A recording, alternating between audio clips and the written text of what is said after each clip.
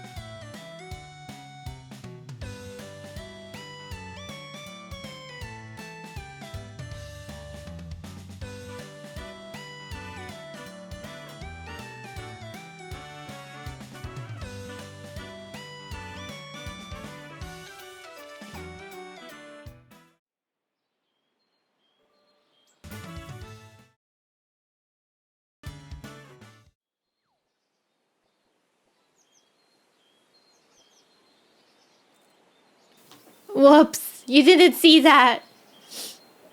You didn't see that at all. Also, hi, Teddy. Hi, Pride. Hi, Abby. Hi, Pappy. Hi, Silver. Even though you're gonna be not here, Pappy's the only real one. A suckerfish. Oh, Ryan. Hi. How are you guys? I spent approximately 4 hours adding fish to this game. It took so long. Is that its actual name? Gorbis? Did I write that wrong? Can't remember. How am I? I'm kind of nose stuffy today. My nose is stuffy. I was thinking of not streaming because my nose was a little stuffy, you know?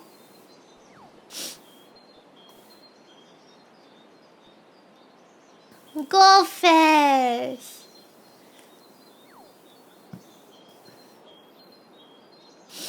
There's, what is there? There's Pokemon. I added a bunch of Pokemon and I've added all the Animal Crossing fish that you can fish up, but not the ones that you can swim to the bottom yet.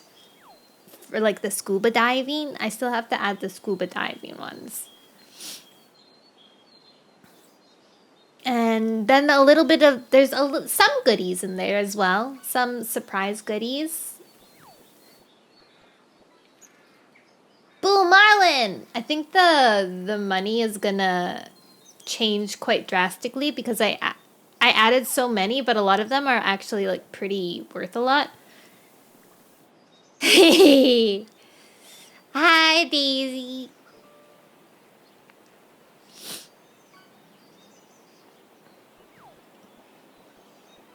Shoulder.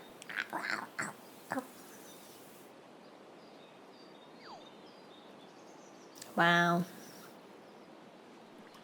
You guys can like hear the little dingy dings, right? For some reason, it's registering the dingy dings as my TITS. I thought that it would be really good for my Warrior Cat Wednesdays because you guys could just be fishing while I read.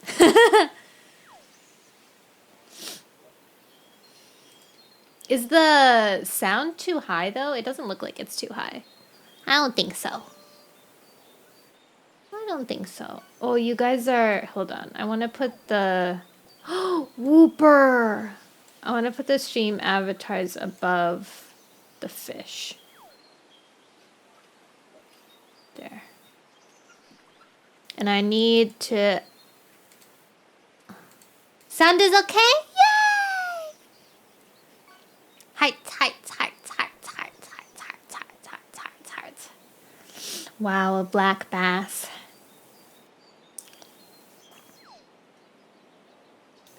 Coming up with the prices was really difficult for like the Pokemon. I wasn't sure what would be like good normal prices.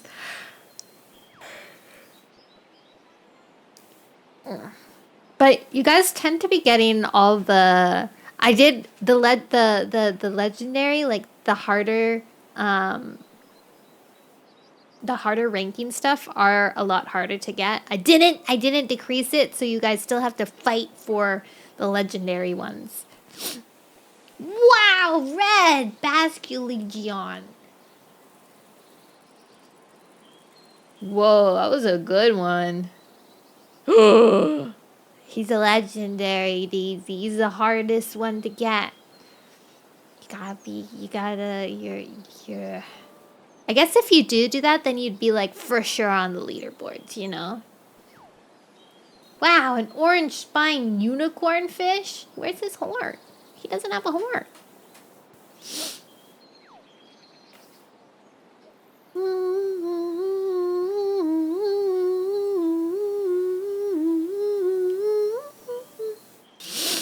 Alright, so today, another chill day. Oh, I saw a fish. The Animal Crossing icons really suit the font. I think this is like, it's almost the Animal Crossing font. So it suits it even more. Okay. So, previously on Warrior Cats, what happened? What happened? So Lion Paw is still sneaking around with Heather Paw. They have that tunnel that they really enjoy going to, but because of that, why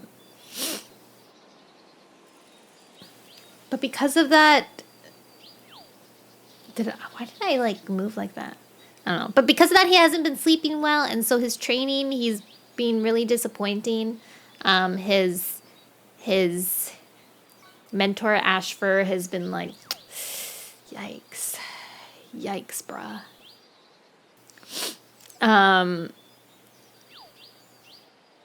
And I don't know. Oh, yeah. So he's been going like, yikes, bruh. And he hasn't been doing very good. Hi, Mika Man. Pride, what happened to your road to VIP? Wow, a bike. Hi,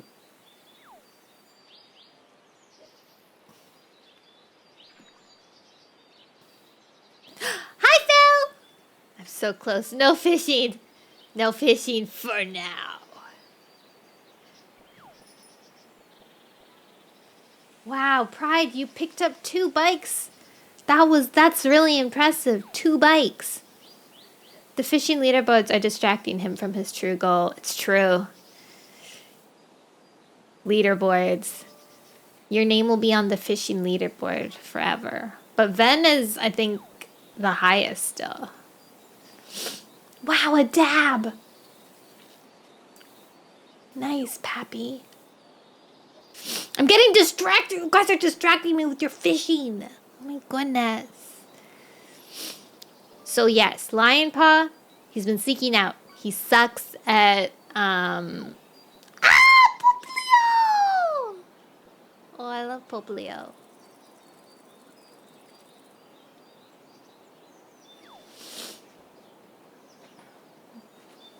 Oh, Pride sneaked up. So, you guys and your dang fishing.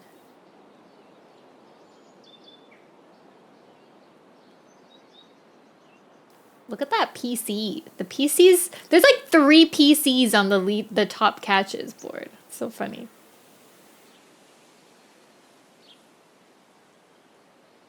Wow. Anyways, I had that PC in my closet. Oh, it's probably like really dusty. Okay. The fishing, it's the most distracting thing. I'll just spend 2K then. So, Lion Paw. I'm closing my eyes. I have to distract myself. Yell if you get a good one, because my eyes are closed. Okay, so. Lion Paw. Sneaking out with Heather Paw. They've been meeting in tunnels. And Lion Paw hasn't been sleeping, so his training, he's getting really bad at warrior cat training and stuff like that. While he was doing some training, and he was getting kind of mocked by Ashfur, Tiger Star and Hawkfrost. No, I think it was just Tiger Star. Tiger Star visited him twice, and Hawkfrost once. And Tiger Star gave him some fighting move tips. And that impressed Ashfur a lot, and Brambleclaw was a little like, that's a scary little thing you did there. But he's improving, so that's good. Meanwhile, jaypaw found a stick. The stick, he revisited the stick. Yes, the stick. He really is obsessed with that stick. I think there was like a paragraph that I was reading last time, and it was just like, I was like, they have said stick at least 10 times in this paragraph. So Jaypaw's obsessed with that stick. We don't really know what it's about yet. It has like scratch marks in it, but we did see it in the prologue of this book. We saw it briefly in the prologue. Oh, another dab. And then Hollypaw has been really worried about RiverClan, because RiverClan have moved in onto the island where they do the gathering, and the clans gave RiverClan 1 month or 1 moon to just, get situated and then move back to, their territory. Meanwhile, all the other clans are getting like, they're preparing for war. Like, we're gonna fight. There's gonna be battles galore. Rah, rah, rah, rah. You know. And Hollypaw really, really, really didn't like that. She's like, why don't we help them instead of preparing for battle? And she tried to convince Firestar, and Firestar was like, well, we don't even know if they need help. And she's like, but they must need help. And then he's like, yeah, well, we're not going to do that. And then Hollypaw got really upset. So she snuck out and she went to RiverClan to find out what was going on. And then, surprisingly, they were pretty nice to her. Despite, like, you know, her being a ThunderClan apprentice. But they showed her what was wrong. And what was wrong was that, hi, John! Whoa.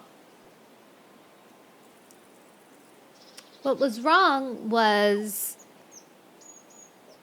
that a bunch of two legs, like kids, a bunch of two-leg kits or children were using their island as like a camp, like a little base. Like they would go there and they would play. So what the RiverClan cats are trying to do is deter them. You have 3 legs? Wow. So they're trying to make the river really, really wide so then the kits can't go, oh my god, it's a 3-star. Pride!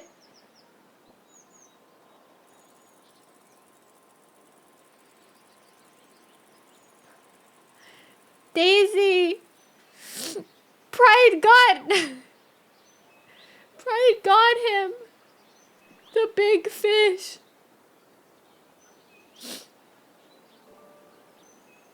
I can't believe it was only 2 stars.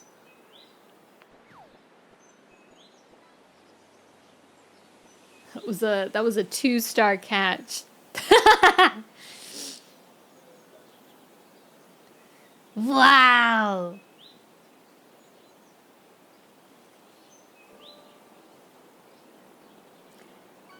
And then what? Simipur. Fish.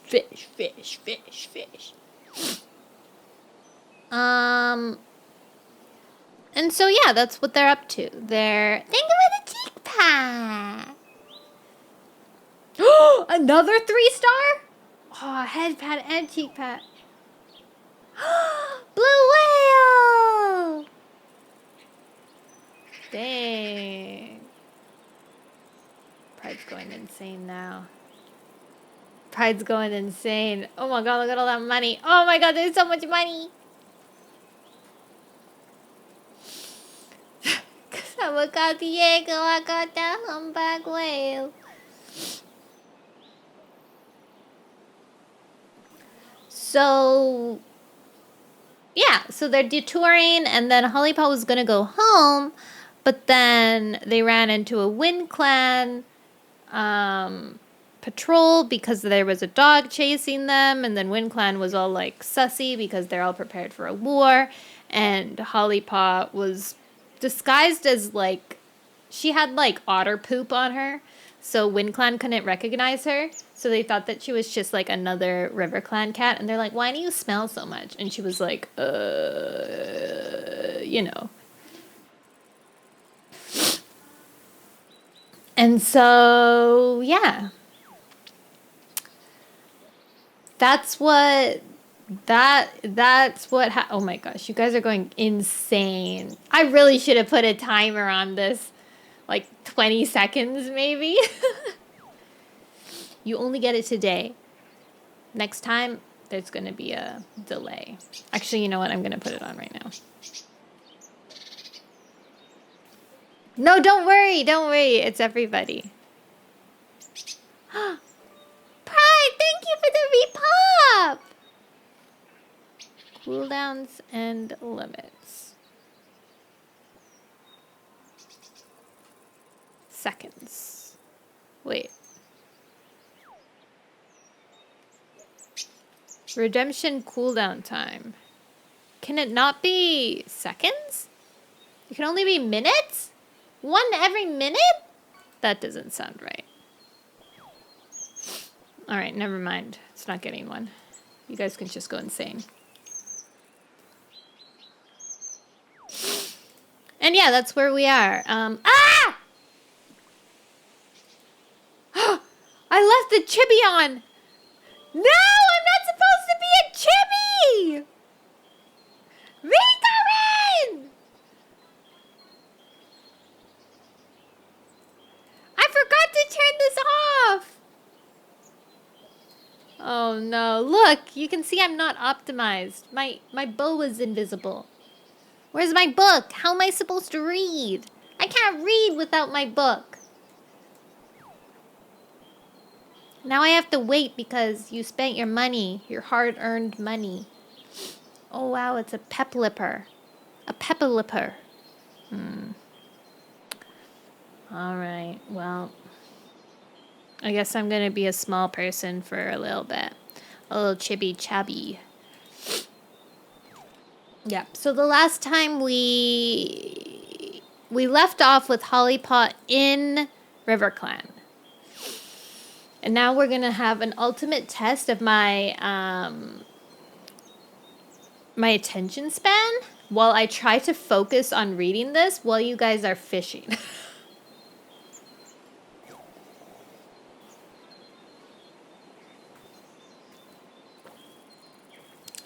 Why small? Wait, why is Raven still battling? Who are you facing, Raven? Oh no. Raven's stuck in perpetual fighting mode. There's nobody else! Raven! Raven, it's over! You won! Raven, you don't have to keep fighting! Raven!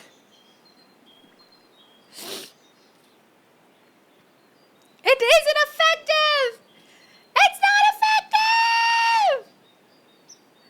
Raven's impossible! They ate too much med kits!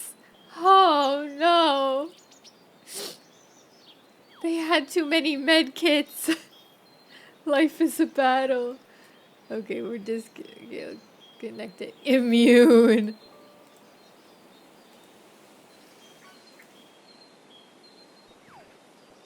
An anchovy. There you guys go. You're back. You're alive again. I have cold coffee with me today. It's very cold. Hunger Games, Hunger Games. Wham bum bum ba-dum ba-dum bay. Alright, chapter 14. I went from 25k to 15k. It is worth it. You got the big guy. That's a lot of K. Holy moly. Ooh, a Nimbo Crosmus. I haven't seen that guy before. Wow.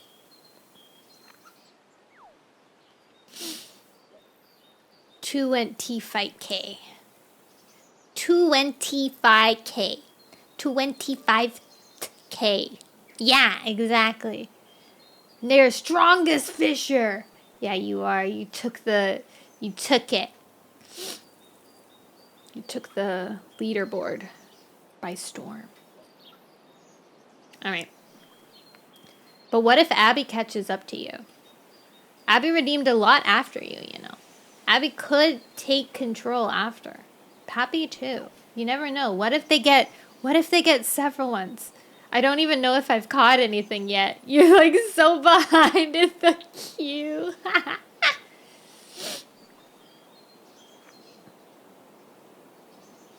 Also, sad news, guys. My emotes still aren't ready. It seems like I get an update every day.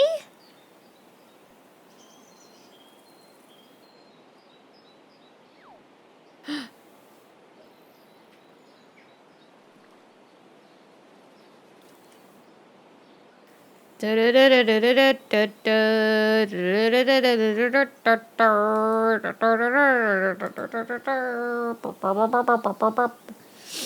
facts and fishing facts. Like birds, cats have a homing ability that uses its biological clock, the angle of the sun, and the Earth's magnetic field. A cat taken far from its home can return to it, but if a cat's owner moves far away from its home, the cat can't find them. Oh, cat fact. The first true cats came to existence about 12 million years ago and were the Proalirus. Vaporeon!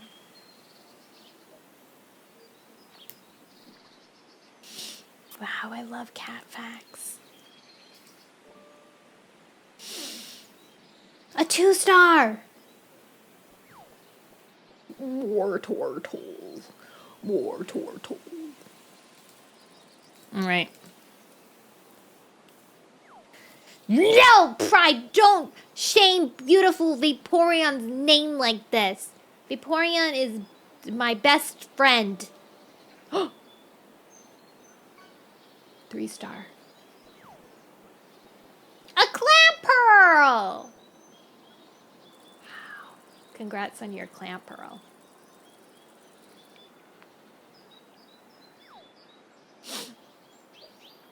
There are a lot of legendaries that aren't actually like really expensive. They're just on like the precipice of being legendary, like from epic to legendary. Mahi mahi!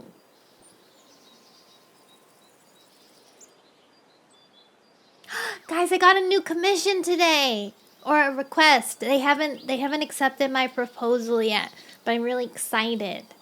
It'll be my second commission ever. I'm excited. Klotzer. He has a claw. Okay. I have to focus. I can't keep looking. You can see because my eyes flicker. They flicker to the side when I'm looking specifically at the fishing. Whoa!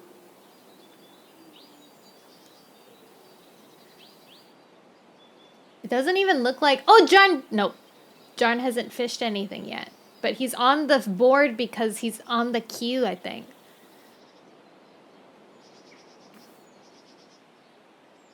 Crazy. Okay! Can't look anymore. Can't look. Don't look. Okay. Chaos. My nose is so stuffy. I hope it'll be okay. Chapter 14. If you get a legendary, just like yell. And then I'll look over. Weasel! Boy. Chapter 14. Rain pattered on Jaypaw's pelt as he crossed the clearing. He held a bundle of watermint and juniper berries in his jaws, and their pungent scent filled his nose. Millie trotted beside him. I told him not to eat another sparrow. She stopped beneath the high ledge where Graystripe was groaning. How am I supposed to resist? Graystripe gasped. He let out another low moan. It's been moons since there's been so much prey.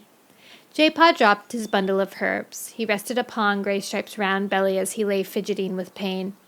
Keep still. Jaypaw felt the hardness beneath Graystripe's flank. You've just given yourself gas. I told you so, Millie meowed. Jaypaw rolled the juniper berries towards Graystripe's muzzle. These'll help, he mewed. Then eat the watermint. I thought a warrior would know that you have to start slowly after Leaf Bear, Millie went on. All those moons on an empty belly, you can't just stuff yourself as soon as the prey starts to run. You have to get used to it. Don't go on, Graystripe pleaded. Millie's tongue lapped Graystripe's pelt. Jaypaw felt her affection for her mate like warm air around him. His whiskers twitched with amusement. It was funny to hear a warrior being lectured by a kitty pet. But she's a warrior now, he reminded himself quickly. Paw Steps hurried into the camp. Jaypaw tasted the air. Mousepaw and Poppy Paw. From the mossy scent on their pelts, he could tell they had been in the training hollow. "Have you seen Hollypaw?" Poppypaw called as he bounded towards the high ledge. Jaypaw felt Poppypaw's anxious gaze burning into his pelt. It darted away, awkwardness prickling from the apprentice. I didn't mean see," she corrected herself quickly. "I meant hear or scent." "She means, do you know where she is?" Mousepot impatient Mew chipped in. Jaypaw's pads tingled. He hadn't seen Hollypaw since this morning. He let his awareness spread around the camp. Oh my god, I'm gone. Yes, I'm back to normal! Hold on.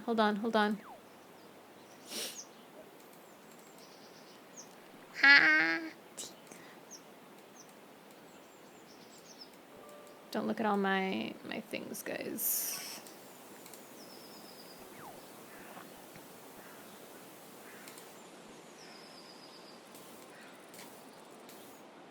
Mudkip. There we go. Now we're back in business. So many no-nos. Yeah, there's like different versions of no-nos. Oh.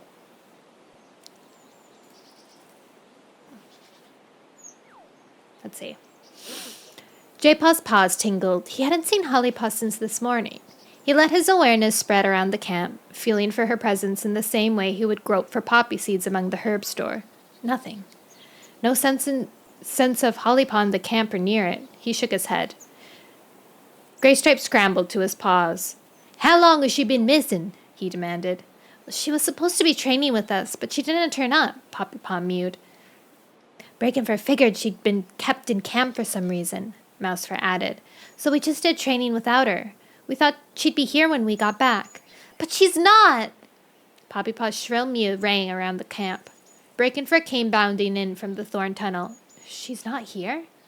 Spiderlike and Ashfur were on his heels. "Her scent is in the tunnel, but it's stale," Ashfur reported. "She must have left camp when I told her to," Breakinfur guessed.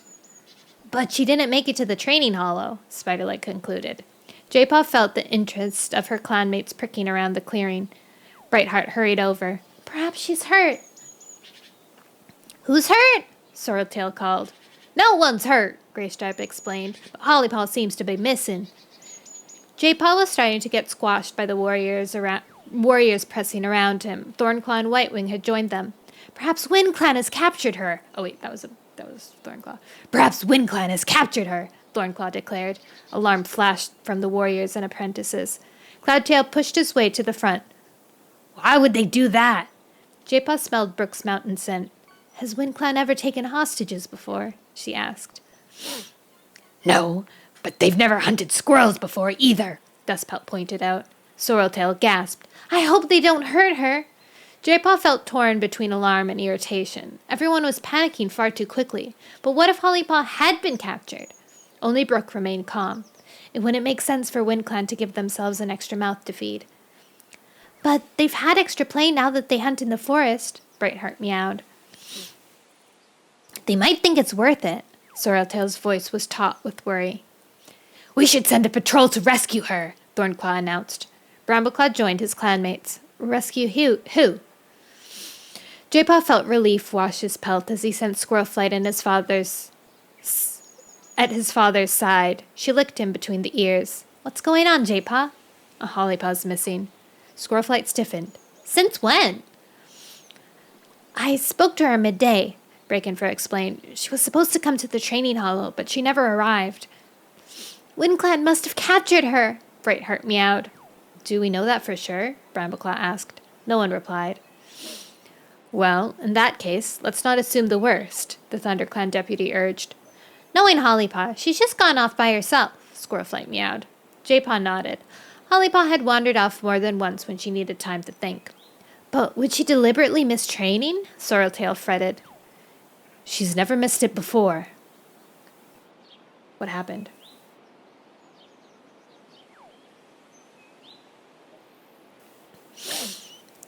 Firestar's mew sounded above them. He was on the high ledge. The cats shuffled backwards to look up at their leader. Jaypaw was relieved to have some space, but he could feel guilt and anxiety flooding from Firestar. What did he have to feel guilty about? We can't assume that WindClan have taken her, the ThunderClan leader went on. But we know they want to attack us, Thornclaw called. This might be their way of provoking battle. Worried mews rippled around the clan. We don't know for sure they want to attack, Firestar reasoned. And as Squirrelflight pointed out, Hollypaw is perfectly capable of going off by herself. She's always been independent, so don't forget she went fox hunting when she was still a kid. Firestar's mew was light, but Jaypaw could sense the leader's thoughts churning. Meanwhile, his clanmates' ruffled pelts began to smooth. Of course Hollypaw was all right. Disappearing for a day was just the sort of thing she'd do. Jaypaw wasn't convinced.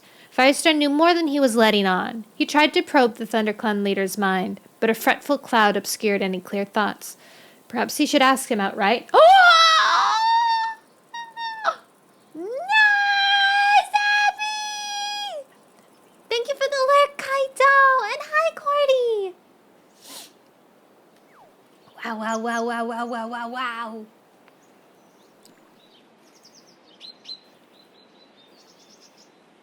I guess it does make a sound when you get a legendary, so that's nice. Then I can look over.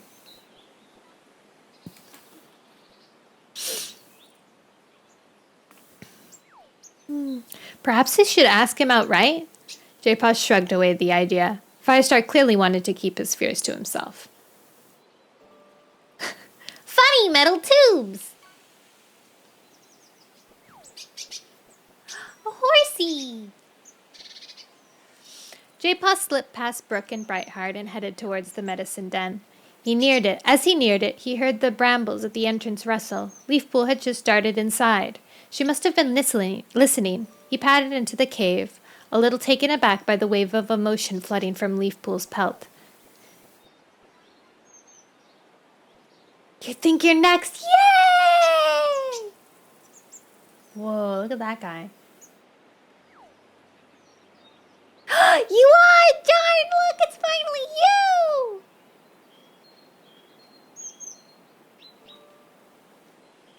I want to see what John got. A Palpitoad! New record. Nice. He's just a funny little guy with no nose.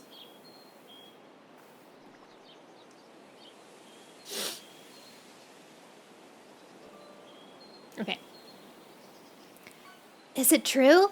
Cinderpaw's anxious mew sounded from her nest. Has Hollypaw disappeared? Haha, no nose. Ha ha ha ha. So funny. Hi, Homeland Security. You know Hollypaw, Jaypaw soothed. She's probably gone off to think. I guess. Cinderpaw's nest rustled as she settled back down, but Jaypaw could sense the tension in her muscles. Across the den, alarm pulsed even more fiercely from Leafpool. What's the matter? You are nowhere and everywhere. Dun dun dun dun.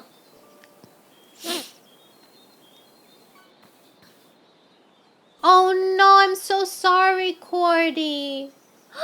A shrimp toy. Shrimp.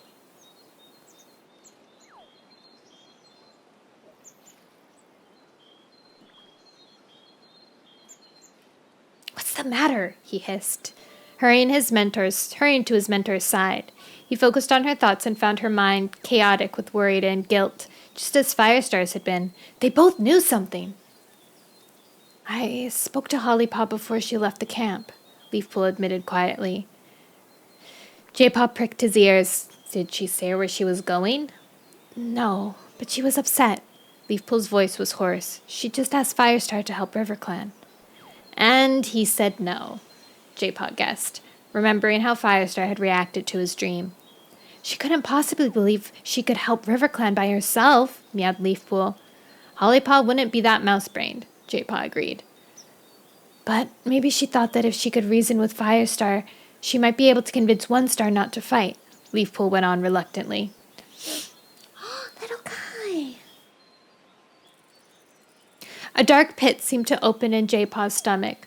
Hollypaw always thought the world was neatly divided into right and wrong, And if she thought Firestar was making a mistake, she might be stubborn enough to try and mend things on her own. He shook the thought away. She wouldn't be that reckless, would she? He felt Leafpool's paw pressing his. You must try and dream, she meowed. You have to find out where she is. Her urgent plea set his fur bristling with indignation. Not so long ago she'd begged him to keep his dreams a secret. Now she wanted him to use them to find Hollypaw? Was this all he was to her? A quick way to get answers from StarClan when she wanted them, and a danger to the clan when she didn't? Please.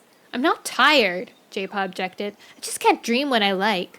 Just close your eyes and try, Leafpool begged. I'll dream when I'm ready, he snapped.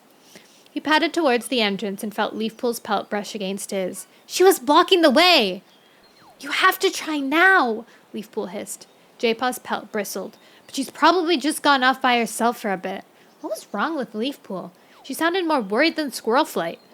Cinderpaw's nest rustled. Is something wrong?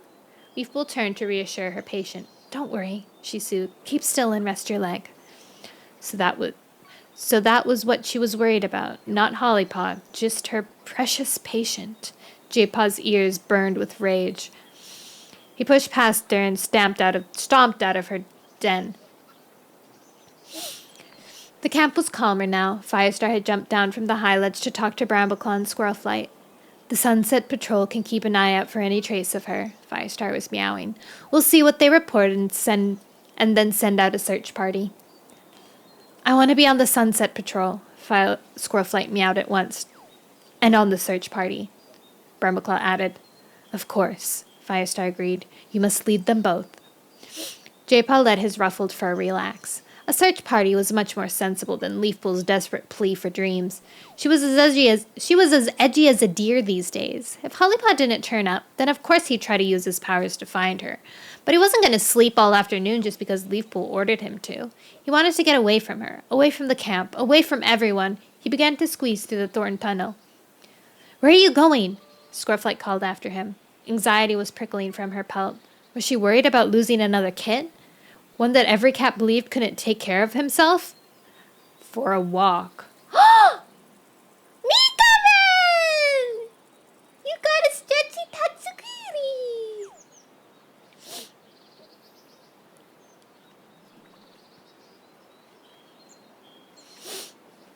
I like the stretchy ones. Also, dang, why is my... Sorry, you're gonna see my settings for a second because I don't understand why...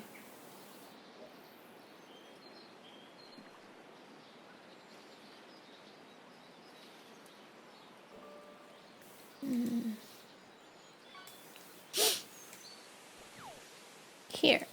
Okay, no, it's matched apps. The heck? Weird.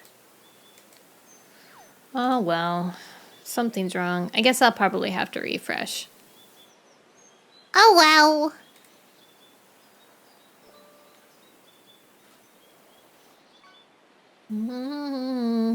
Hi, Tidalin. Salamand. Don't be long. I'll be as long as I like. Jaypaw headed into the trees. The damp air promised rain, and the forest smelled musty.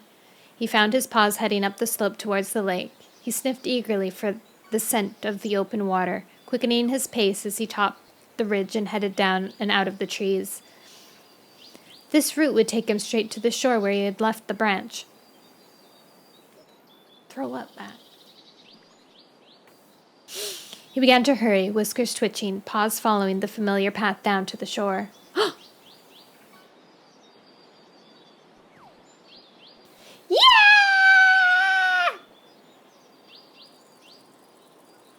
He scrambled down onto the beach and paused. Unlike the forest, which never seemed to change, the ground around the edge of the lake was always different. The pebbles seemed to shift so that they never felt the same under paw. The debris came and went, washed up, then washed away again. Jaypaw loved the challenge of the shore, just so long as he could steer clear of the water. He padded cautiously forward, muzzle outstretched, sniffing for driftwood or rubbish that might trap him, but his mind was fixed on the stick. Hopefully still tucked safely behind the tree root. He weaved his way towards it, his heart beating faster as he neared it. He reached out with a paw. It was there! Still safe. Happily, he dragged it out from its hiding place and ran his paws over it, feeling the warmth of the wood and welcoming the jarring ripples as his pads bumped over the scratches. The swishing of the waves and the murmuring of the wind drifted away. He was aware only of the branch beneath his pads and the sharp etches cut into it. A voice breathed into his ears, too softly to hear. It was husky, like the voice of an old cat, and it seemed to be listing names, as though counting them off. Jaypaw felt his heart quicken as his paws neared the end of the branch. The uncrossed scratches lay there. His belly tightened. He strained to hear the voice, but when his paws touched the first uncrossed mark, the voice choked and fell silent. Disappointed, Jaypaw lay down beside the stick and rested his cheek on the smooth wood. He closed his eyes, soothed by the lapping of the lake, and began to dream. Sandy earth shifted beneath his paws. He blinked open his eyes. A wall of jagged rock loomed ahead of him. Rolling heather rippled behind him in the wind. The sky overhead was black, studded with stars. At the top of the rock wall, he saw cats silhouetted against the night sky. None of them looked familiar, and when he sniffed the air, Jaypaw recognized the scent only from those he had smelled at the moon pool, when ancient cats had brushed pelts with him on the paw-worn path to the pool. Suddenly, one cat broke away from the others and bounded down the steep slope, a young tom with muscular shoulders beneath his ginger and white pelt. A she-cat scrambled after him. The others remained at the top, their tails flicking nervously. "Take care," the she-cat called, landing lightly on the sand. The tom brushed muzzles with her. I will see you at dawn, I promise." He turned to face the cliff, and, for the first time, Jaypaw realized there was a crack in the rock immediately behind him. The tom padded towards it. Jaypaw tried to step out of the way, but the tom stepped through him as though he wasn't there.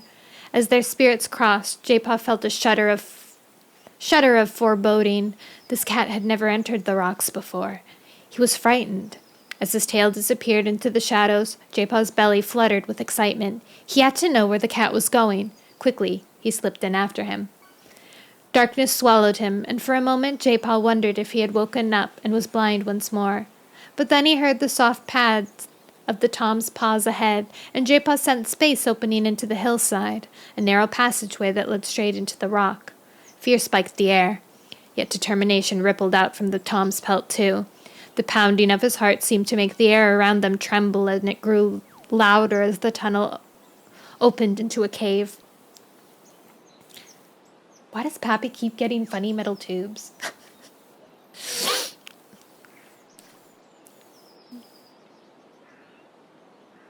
Pale light glowed overhead, streaming through a small gap in the roof. The arching walls were filled with more openings. The tunnels must spread like roots beneath the moor. Rushing water echoed around the rocks. Jaypaw saw with surprise that there was a river cutting through the cave and flowing away into yet another tunnel, the water black as night. "Fallen leaves!" Jaypaw jerked his head up. An old cat was calling to the tom from a high ledge near the moonlit gap. "Fallen leaves?" The tom jumped. "I can feel your surprise," the old cat croaked. Jaypaw stared at the ancient cat. Its pelt was nothing but a few tufts of fur. Its eyes were white and bulging and stared sightlessly down. I hope my eyes don't look like that. Fallen Leaves knew this cat would be there. Jaypaw could sense understanding and recognition between the two cats, but the young tom had clearly not expected him to be so ugly. The old cat ran a paw over something smooth and pale. A bare branch clasped between his twisted claws. Jaypaw stiffened. "My stick!" He strained to hear what the ancient cat was saying. "I must stay close to our warrior ancestors. Those have taken their place beneath the earth." "And for that we thank you," Fallen Leaves murmured. "Don't thank me," the old cat growled. "It was destiny I was bound to follow. Besides, you may not feel so grateful over me once your initiation has begun." He ran a long claw over the line, scratching into the branch.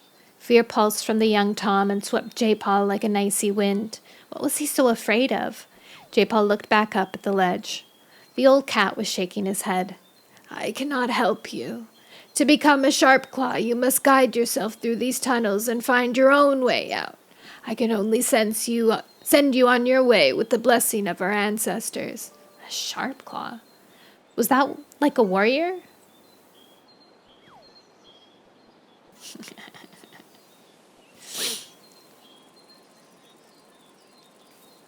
Jaypaw suddenly understood the young Tom's fear and his determination. It wasn't just the darkness he faced, but his future. Is it raining? The old cat asked suddenly. Jaypaw saw Fallen Leaves stiffen. The sky is clear, but Jaypaw sensed doubt flicker in the young cat's mind. The old cat ran his claw once more over the lines etched in the branch, then begin. Fallen Leaves leaped across the river and headed into the tunnel that opened beneath the old cat's ledge. Jaypaw bounded after him, relieved that he could see. He wouldn't want to cross the river blind. He shuddered as he imagined falling in and being sucked into the tunnel. Forcing away the thought, he followed Fallen Leaves into blackness once more. This way leads up. Jaypaw felt the realization cross Fallen Leaves' mind as clearly as if he'd said it out loud. Jaypaw weaved after him through the darkness. The rocky tunnel was smooth beneath his paws. What had made it so slick? It wound upwards, narrowing and then widening, turning first one way, then the other. Jaypaw's breath quickened. He could hardly believe he was walking with an ancient clan cat. Watching him cross the border from kithood to cathood, the surface of the moor couldn't be far away now, and then Fallen Leaves would be safe, and a Sharpclaw, just like he wanted. A puddle of moonlight splashed the floor ahead of them. Fallen Leaves dashed through it. Glancing up, Jaypaw followed and saw a narrow gap above them, too high to reach. Suddenly, the tunnel narrowed and began to slope downwards. Downwards? But they nearly reached the open moor! Doubt bristled in Fallen Leaves' pelt, but Jaypaw sensed him push it away. The tunnel twisted, and Fallen Leaves' pelt brushed the wall as he swerved to follow the snaking passageway. Jaypaw was impressed how this cat coped with the darkness, much better than any ThunderClan cats would. He must have been trained to find his way with scent and touch alone. The slope continued downwards. Fallen Leaves halted, and Jaypaw sensed uncertainty. The tunnel ahead split. Which way should he take? Fallen Leaves padded slowly into one, then backed up. Jaypaw felt the Tom's tail slide through his formless body. He jerked as it sent a jolt of doubt like lightning through his fur. He scrambled backwards. The young Tom was losing his nerve. Fallen Leaves darted forward, hurrying on once more. He had chosen out the other tunnel, though it sloped downwards. Jaypaw could smell heather. Fallen Leaves was following the scent of fresh air. Hope flashed in Jaypaw's chest. This must be the right way. He saw another pool of moonlight flood the tunnel in front of them. Could they get out of here? Fallen Leaves quickened his pace. Jaypaw felt hope flare in the young Tom and then plummeted as he reached the moonlight. Jaypaw looked up. The hole was wide but a long way out of reach, and in the shaft of moonlight drops of rain flickered, splattering down into the tunnel. Alarm blazed from Fallen Leaves' pelt. It swept his disappointment like cold wind clearing mist. He was scared of the rain. He shot onward, moving faster now, bumping into the sides of the tunnel more often in his desperation to find a way out. Jaypaw skidded as he followed Fallen Leaves around a sharp bend. The tunnel floor was growing slippery with raindrops. He flicked his tail, recovering his balance, frightened that he might lose sight of Fallen Leaves. The floor was growing wetter and wetter. Rain dripped faster through each hole they passed. A storm must be battering the moor above. Suddenly, Fallen Leaves skidded to a halt. The tunnel had stopped in a smooth gray wall. He spun around and raced through Jaypaw. Jaypaw's fur stood on end. Fallen Leaves was struggling to keep his terror under control. He raced away, veering down an opening in the side of the tunnel, and Jaypaw's claws skittered over the floor as he turned and pelted after him. The tunnel dipped sharply. Jaypaw gasped as water lapped his paws. He followed Fallen Leaves as the tunnel began to slope upwards, but still the water came, rushing down the passage, washing up against Jaypaw's belly. The tunnels were flooding! Fallen Leaves skidded to a halt. Jaypaw could smell peaty water. Oh wait, I missed a paragraph. Oh my god, Wiglet. Fallen leaves swerved through a new opening. It was narrower than the previous tunnels. The walls pressed in on either side. A hole let in a glimmer of light, but it was too far up to climb. Fallen leaves skidded to a halt. Jaypaw could smell peaty water and hear it sloshing ahead. He peered through the darkness and saw Fallen leaves recoiling, his forepaws engulfed. The tunnel sloped down sharply in front of him and disappeared into water so deep it lapped the roof. Oh, snap. Jaypaw turned around even before Fallen Leaves began to double back. He was leading now, scrambling back the way they'd come. Perhaps they could make it to the cave. Fallen Leaves ran faster, clearly remembering the route, pulling past Jaypaw and taking the lead. Please, StarClan, let him find the cave. Blood pounded in Jaypaw's ears. Unbridled terror pulsed from Fallen Leaves. Jaypaw heard roaring, wind surging behind him, tugging his fur as it swept over him. He glanced back over his shoulder and saw water skidding towards them, splashing around the walls and roof. Hurry! Jaypaw was running for his life. Fallen Leaves glanced backwards too, his eyes shining with terror. For the first time, he seemed to see Jaypaw. Save me! As Fallen Leaves cried out, the water lifted Jaypaw, swallowing his tail, his belly, and finally engulfing all of him so that he was tossed and swirled by cold, clutching waves. Water filled his ears, his eyes, his mouth, and he struggled against it, not knowing which way was up. Lost in the darkness, drowning, his sight faded, his ears roared, and he let his body go limp. Jaypaw blinked open his eyes, gulping for air, and leaped away from the branch. Rain was pelting down, drenching his fur, and waves pounded the shore, driven across the lake by a fierce wind. He wanted to go home, back to the shelter of the camp. Fallen Leaves! Gingerly, he reached out for the branch, feeling for the last uncrossed mark. He knew what that meant. Fallen Leaves had gone into the tunnels, but he never came out. Dude, that would be terrifying. Could you imagine, even if you think to yourself, you're going through these tunnels and they start flooding, you're like, okay, I can just turn around and go back and go to the cave where there was an opening, right? But the way that the tunnels work is that they go up and they go down and they go up and sideways and down, right? So the parts that are lower get filled up with water. So what you would have to do is, even if you are in the same tunnel and headed towards the tunnel with the cave, you still have to go down into the tunnel, and that's where the water is, and then you would just, drown. That's scary. That's scary. That's frightened me. Curly!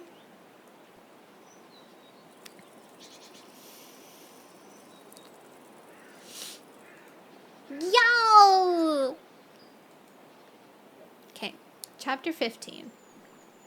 6K gold, baby.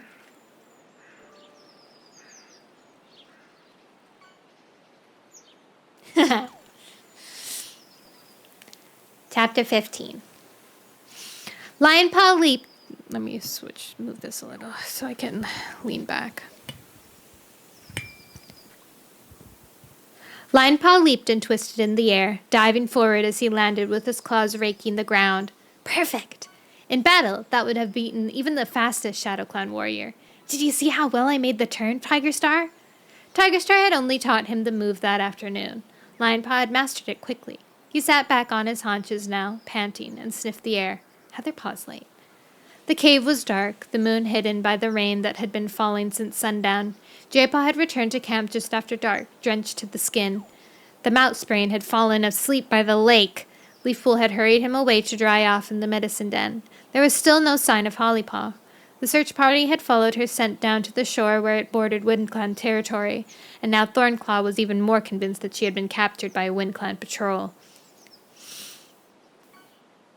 You think I'd forgotten about you? Heatherpaw's mew sounded from the tunnel entrance.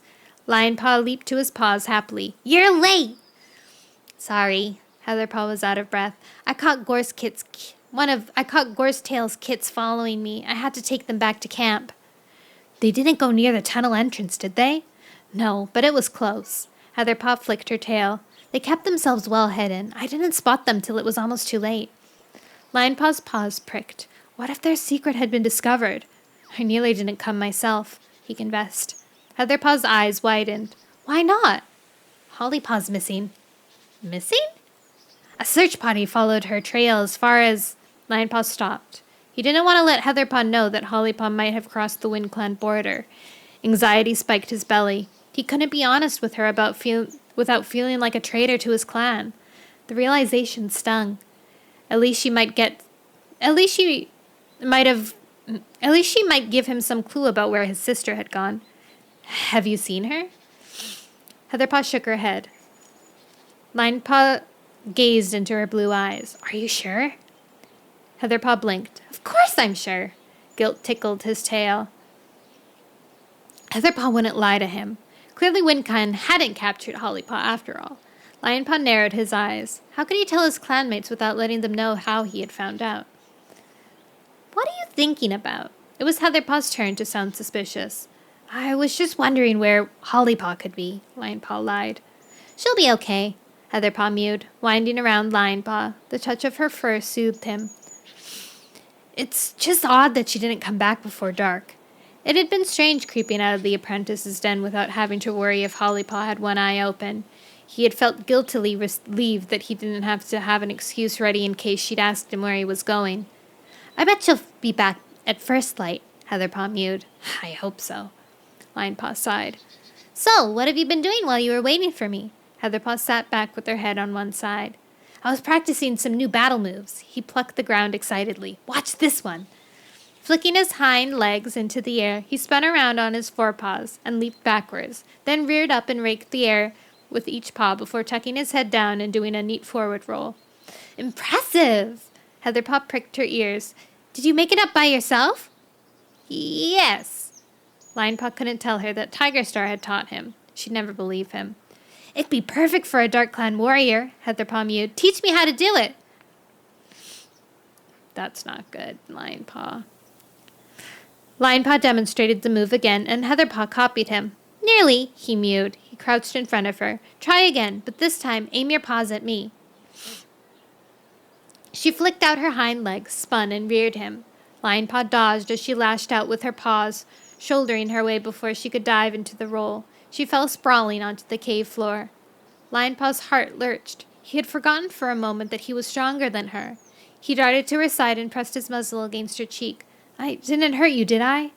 Tigerstar's training had made him even quicker and tougher than before. You only caught me because you knew what my next move was going to be, she mewed. She twisted away and gave her shoulder a quick lick. I just hope I never have to go into battle against you. Her eyes glowed with affection as she looked back at him. Not that I ever could. Linepaw blinked. She was staring at him expectantly. Did she want him to make the same pledge? He couldn't do that. Not when it meant promising to be disloyal to his clan. We'll just have to hope we never have to, he mewed, glancing away. Dawn's coming. Linepaw stretched and blinked open his eyes. Heatherpaw was sitting beside him, looking up at the gap in the roof where the sky was growing pale.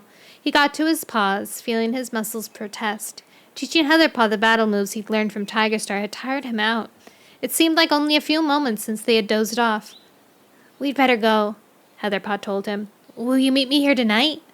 Heatherpaw flicked her tail. Of course, even if Crowfeather makes me run to the top of the moor and back again in our training session. She pressed her muzzle against Lionpaw's cheek, then trotted away towards her tunnel. See you later. Lionpaw's paws tinkled. Bye. He headed to the opposite direction and raced for the open air. The forest was damp, washed by a light rain. Lionpaw wriggled under the brambles and headed home through the half-light of early dawn. The trees and brushes cast eerie shadows across the pale forest floor. A light wind rustled the leaves. Traitor! Linepaw halted and jerked around, fur spiking. A familiar outline shimmered against the ferns. Tigerstar? What do you think you're doing? It was Hawkfrost. Linepaw looked for Tigerstar, but Hawkfrost was alone. His eyes blazed as he padded towards Linepaw. What do you mean? Linepaw protested. Hawkfrost knew about his nightly visits to the tunnels. Why was he challenging him now? Hawkfrost curled his lip. You are teaching battle moves to the enemy. Heatherpaw's not an enemy, Lionpaw retorted. She's my friend. She belongs to another clan, Hawkfrost hissed. That makes her an enemy. What if she uses the moves you just taught against you one day? Heatherpaw would never do that. Wouldn't she?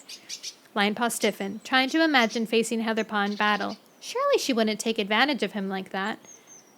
I thought you and Tigerstar didn't care about me seeing Heatherpaw.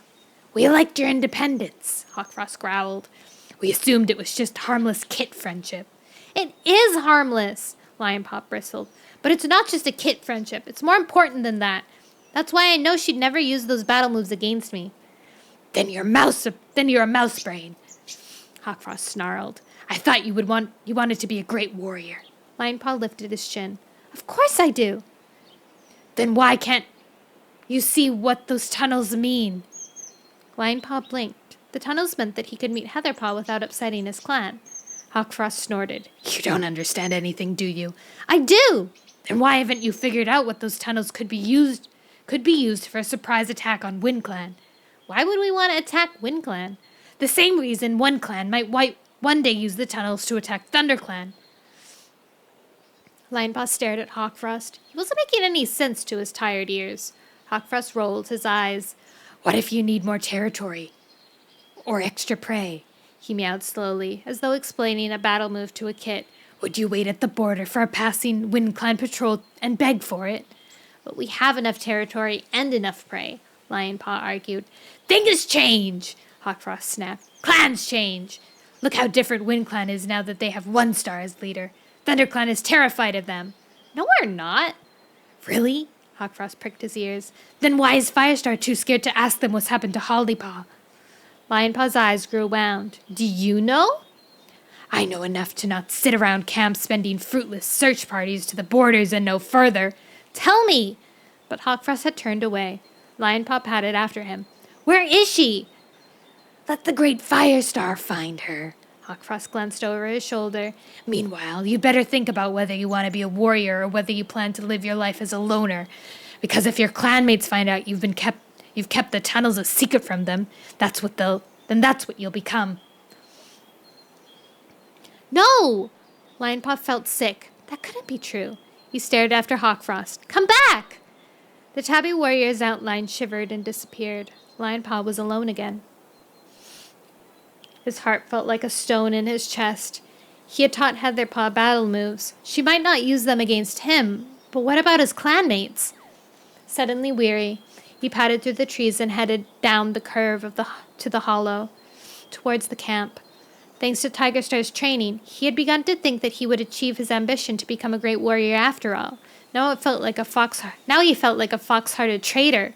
What if WindClan did use the tunnel to attack and had the advantage because ThunderClan knew nothing about them? He would have betrayed his clanmates just so he could see Heatherpaw.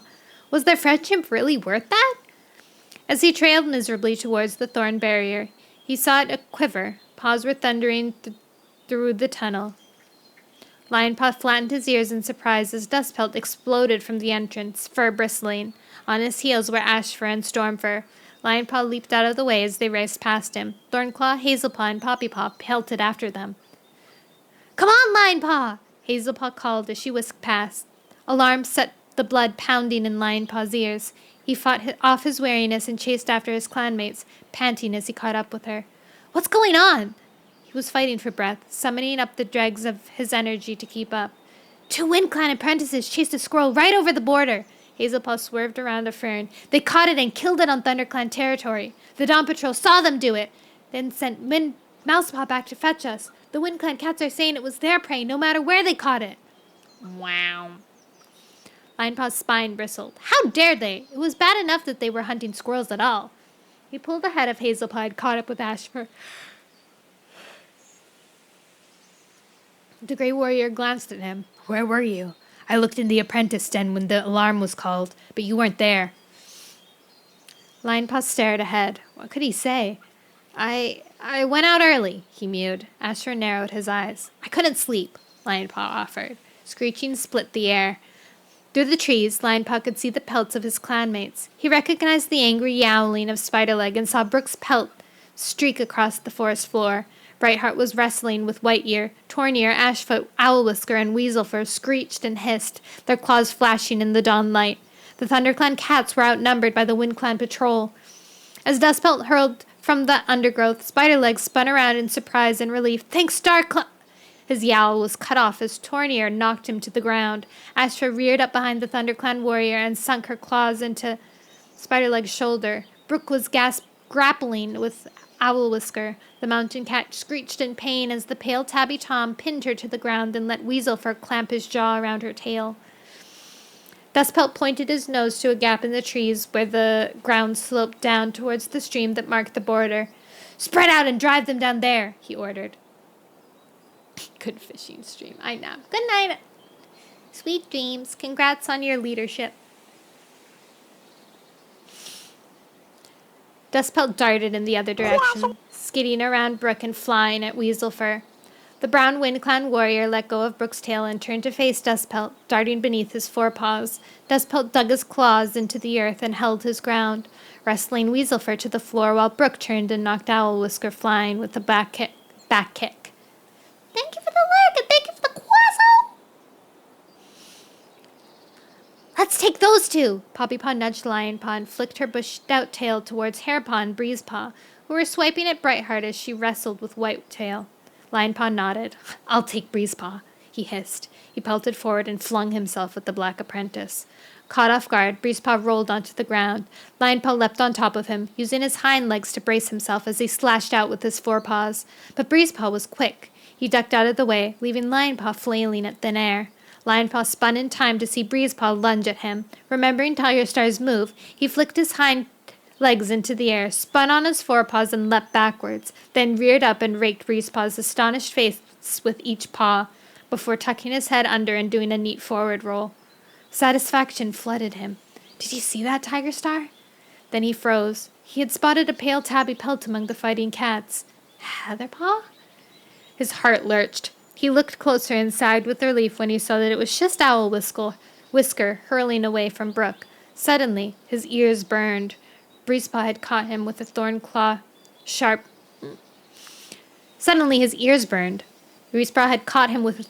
claw. Lionpaw's ears grew wet as blood pulsed from the wound. Angrier than ever, he hurled himself at Breezepaw. The WindClan apprentice fell backwards, and Lionpaw reared up to rake him with his forepaws. But Breezepaw rolled neatly out from under him. "Not fast enough," the WindClan apprentice sneered. Suddenly, Hazelpaw streaked past and butted Breezepaw with her head. The WindClan apprentice fell over, winded, and Lionpaw racked his claws down his flank. "Never stop to gloat!" Hazelpaw hissed at Breezepaw and clamped her teeth onto his tail. Yowling, Breezepaw scrambled to his paws and kicked Hazelpaw away with his hind legs. He stared into Lionpaw's eyes. "Can't take me by yourself? Do you want to bet?" Lionpaw leaped at him, grabbing Breezepaw's head between his forepaws and using his hind paws to sweep his legs from under him. Another Tigerstar move. The WindClan apprentice rolled down the slope and disappeared over the edge of the gully. Ashfur had Weaselfur pinned down to the ground a tail length away. The WindClan warrior managed to struggle from his grasp, but Ashfur caught him under the chin with a well-aimed blow that sent him sprawling back against a clump of brambles. Weaselfur screeched in pain and, struggling to free himself from the thorny branches, scrambled backwards onto WindClan territory. Brooke was driving Owlwhisker steadily down the slope, balancing on her hind legs while she aimed slash after slash at his retreating muzzle. Poppypaw clung to Whitetail's back while Brightheart raked the ears of the WindClan warrior. Hairpaw was already fleeing across the stream, with Hazelpaw yowling after him. "Run back to the nursery, Hair Kit!" "Retreat!" Ashfoot ordered. Tornear looked up from pummeling Thornclaw's back with churning hind paws. At once, Thornclaw slithered from his grasp and scrambled to his paws, aiming a vicious blow at the tabby's head. Tornear reeled, hissing, and turned back, eyes narrowed with rage. But the other WindClan cats had already fled. "This isn't finished!" Tornear leaped the gully and halted beside his clanmates. They huddled together, scratched and bleeding, flanks heaving, and stared furiously at the ThunderClan cats. "Stay on the moor from now on," Dustpelt hissed. Ashfur glared at the dark brown tabby warrior. "Firestar gave us these woods. If you have a quarrel with us hunting on them, take it up with him." Dustpelt flexed his claws. I'll take it up with any WindClan cat, warrior or apprentice, and I catch hunting ThunderClan's prey. Lionpaw fluffed out his fur and hissed at Breezepaw. No more squirrels for you! Breezepaw lashed his tail. Don't be so sure! Thornclaw leaned towards the border. Go home! He snarled. Dustpelt bristled. Blood stained his muzzle. This isn't the end! He turned and, muttering angrily, led his clanmates limping into the trees. Is anyone badly hurt? He swung his head around to look at them. My tail hurts, Brightheart meowed, but it'll mend. Lionpaw licked his paws and ran it over his scratched ear. He could feel the nick that split the top. He would carry this battle scar forever, he thought proudly. Brook! Dustpelt narrowed his eyes at the mountain cat. That looks like a nasty scratch on your flank. It's not deep, Brook reassured him, though fresh blood was still welling at one end. I'll take her back to camp, Stormfur offered. Dustpelt nodded.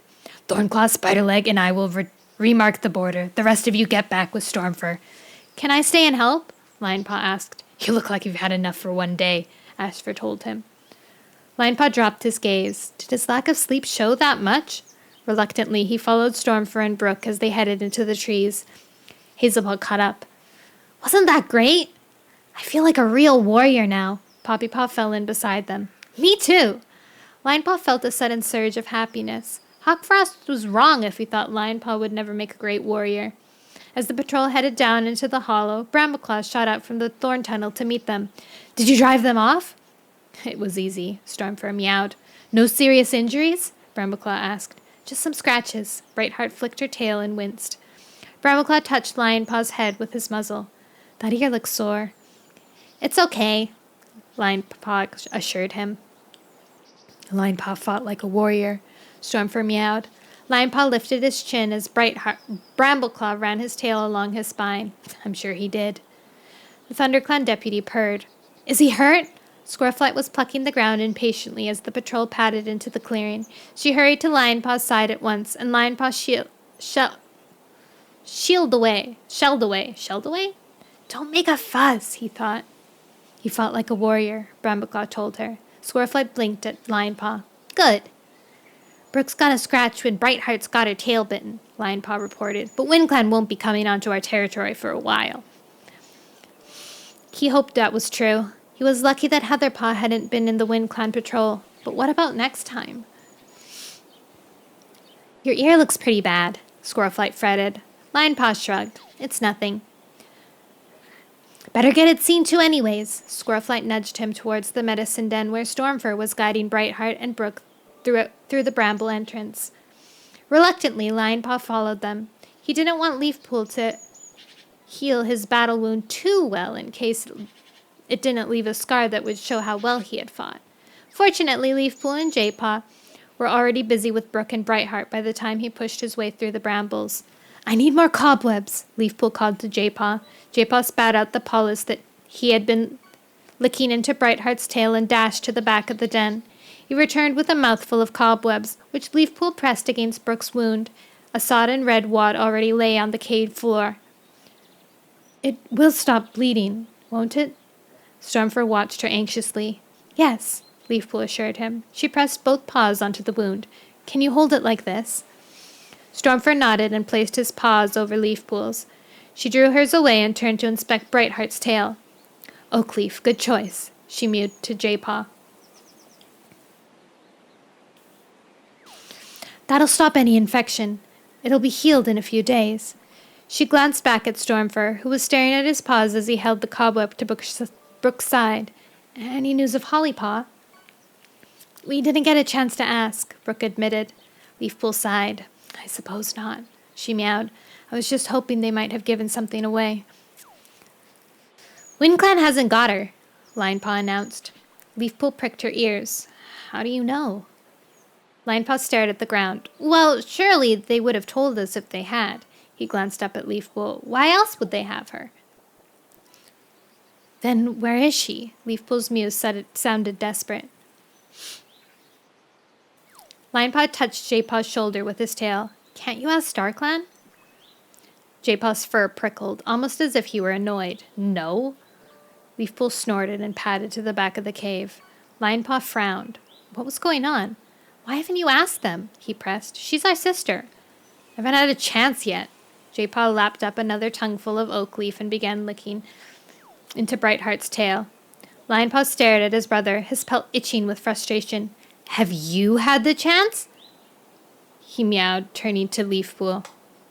Leafpool, cobweb dangling from her jaw, padded to Brook's side. She dropped the pale web at Stormfur's paws. It's not always possible to speak with StarClan, she explained. If our warrior ancestors have something they want to share, then they'll find a way.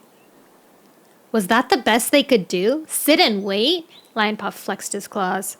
Let me get something for your ear. Leafpool padded back to her store of herbs. I could try and ask StarClan tonight, Jaypaw whispered to him. Lionpaw felt even more puzzled. What was going on with these two? Didn't Jaypaw want Leafpool to hear? This should help. Leafpool brought back a polis wrapped in a leaf. Can you manage to rub this on yourself?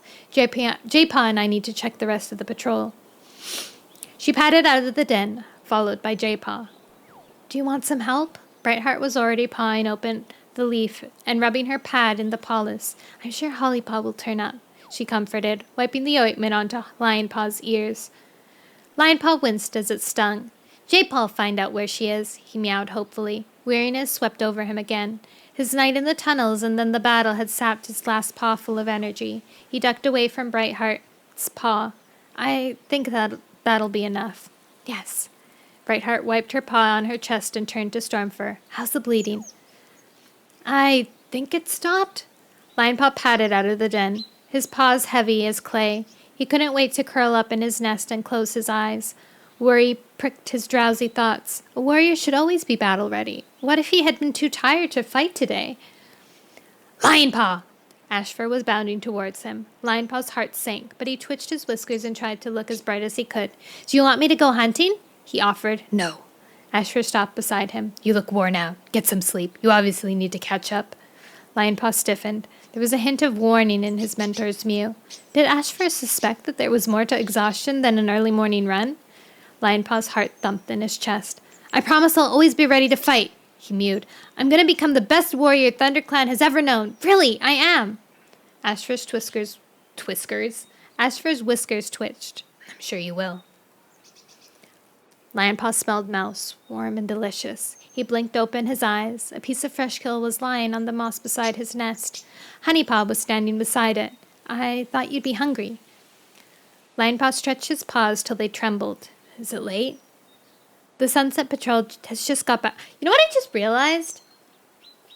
Pretty much all the apprentices right now are girls, except for Lionpaw and Mousepaw, which makes, like, obviously, like, most of them, Poppypaw, Hazelpaw, Honeypaw. Did I say Poppypaw? All of them, like, probably, like, think of Lionpaw as, like, the hunk, you know? Like, oh my god, Lionpaw, the hunky, which one of us is gonna pick up Lionpaw as a date? You know, who's gonna be his mate? Which one of us? Because he's, like, the only guy their age that they're, like, training with.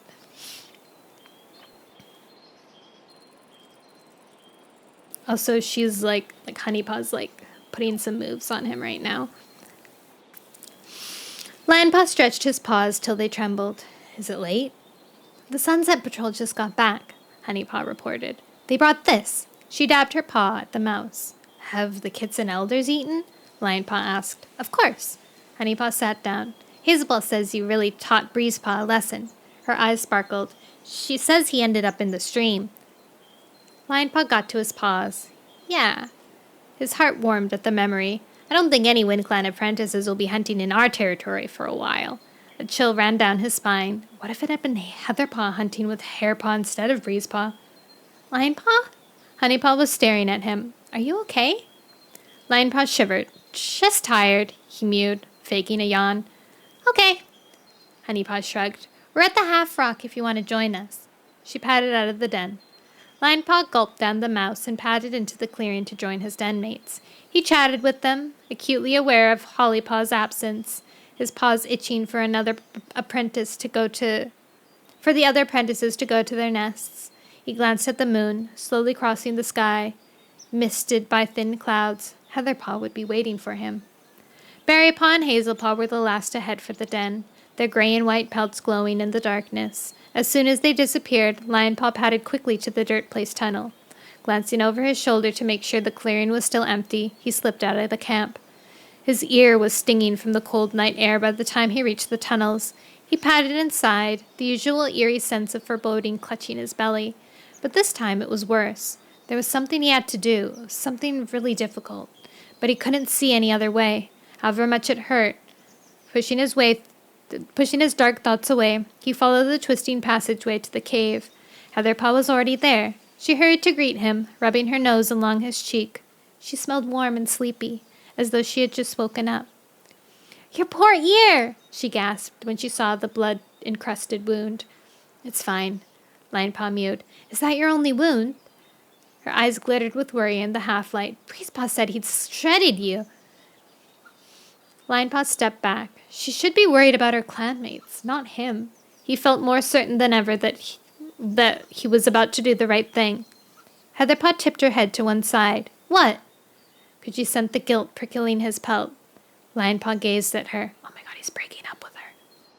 "We can't meet anymore." Heatherpaw's eyes widened. "What do you mean?" "We just can't." "But we're having fun. Why do we have to stop? We're not hurting anyone." She sounded desperate, her voice coming out as a squeak. "I think you're great, Heatherpaw. I think you're great." Lionpaw mewed. He stared at his paws. Why did she have to make this harder? "But you need to find someone in your own clan. I need to be the best warrior I can be, and I can't do that if I'm here every night." Heatherpaw flinched as though he'd raked his claws across her nose. "It doesn't have to be every night." Her mew was little more than a whisper. "It doesn't matter how often we meet. I shouldn't be here at all." "I was looking out for you in the battle today," Lionpaw told her. "What if you'd been in that patrol?" "You could have fought Breezepaw or Hairpaw or—" "Battles aren't that simple, and you know it." She must understand. "I can't pick and choose. I have to defend my clan. I can't be worrying about you all the time." He watched her gaze cloud with grief, and his heart twisted with pain. "That's it then?" She meowed. "Yeah." He wasn't going to show how close he was to changing his mind, to agreeing to see her once a moon, or maybe twice, or 3 times. This was what he had to do. Anger flared in her eyes. "Fine!" she snapped. "I understand now." She turned away and padded towards the tunnel. Before she disappeared into the shadows, she glanced over her shoulders, her eyes brimming with pain. "I just hope being a warrior is worth it." "What do you mean, girl?" "What? That's the whole point of their entire existence, being a warrior. They're supposed to... What? Did she expect him to... Insane. Insanity. Also, hold on. I hate how glitchy my model is being right now. I need to restart it.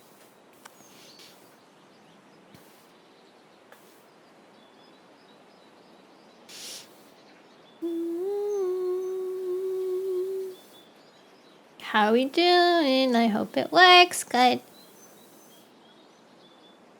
Alright. Okay, I missed a Snickle Fritz thing during the chapter. Okay. Now a verse from our collective tale. Tidal winds calls for fishy aid. Nono's gold rush is well displayed. Pappy says to throw it back, but Ruler's whale shark is on track. 6K gold, they loudly cheer. Their digital pockets swell, oh dear. Snickle Fritz with a link does beckon. Join Nono's crew, a Discord connection. And random leaps. 100 gold from the jump. Oh. Game reaps. In Nono's stream, we all partake in games of chance we undertake. Yay! Gamba!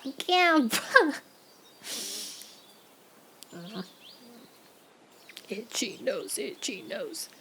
Okay, I'm gonna go quickly grab it. Why the heck is my model so... Is it my computer, I wonder? There, it's doing it again. Why? I'm restarting YouTube Studios. Hello, darkness, my old friend. I'll come to be with you again.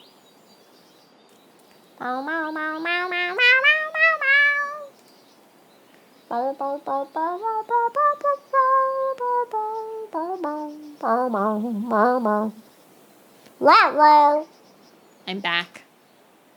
Oh, apparently I'm not back. VTube Studios.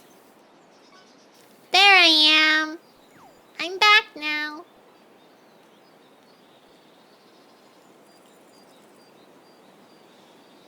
How's it doing? Looks a little smoother. Nope, it's not. Never mind. What the heck? It must be my computer then. Oh well. Oh well, I guess we have to live with it. I'm gonna go get myself a drink really quickly. You guys enjoy your fishing while I am away. I have set it up onto the BRB screen so you guys can continue fishing. Gold! Oh, sorry, that's not a goldine, that's a seal.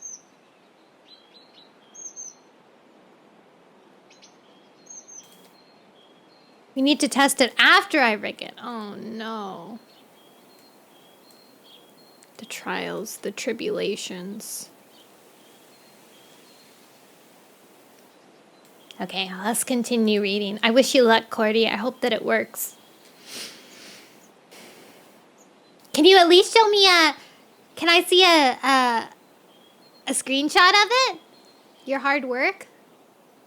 So that will be the test to see if it's alright because my hard work can handle it. Theirs certainly will. I want to see it. Cordy, I want to see it. Show me it, Cordy. Show me it.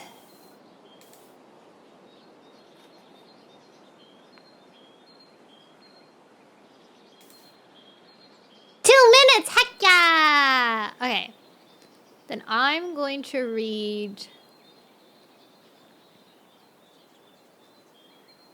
the next thing. My nose has cleared. I can smell. I can fight! Chapter 16. Hollypop. Sorry, I'm adjusting my mic. Hollypaw wriggled against Willowpaw, trying to get comfortable. There was hardly enough moss in this nest for one cat, never mind two. And how could Willowpaw sleep so soundly with the water constantly washing against the rocks? Rain sprayed the lake, dripping from the overhang, puddling on the floor. Through the entrance to the cave, Hollypaw could see the rock causeway, slick in the darkness. She strained to see the thundercloud shore far beyond it, but the air was murky, and she could only just make out the shape of the distant forest against the cloudy pre-dawn sky.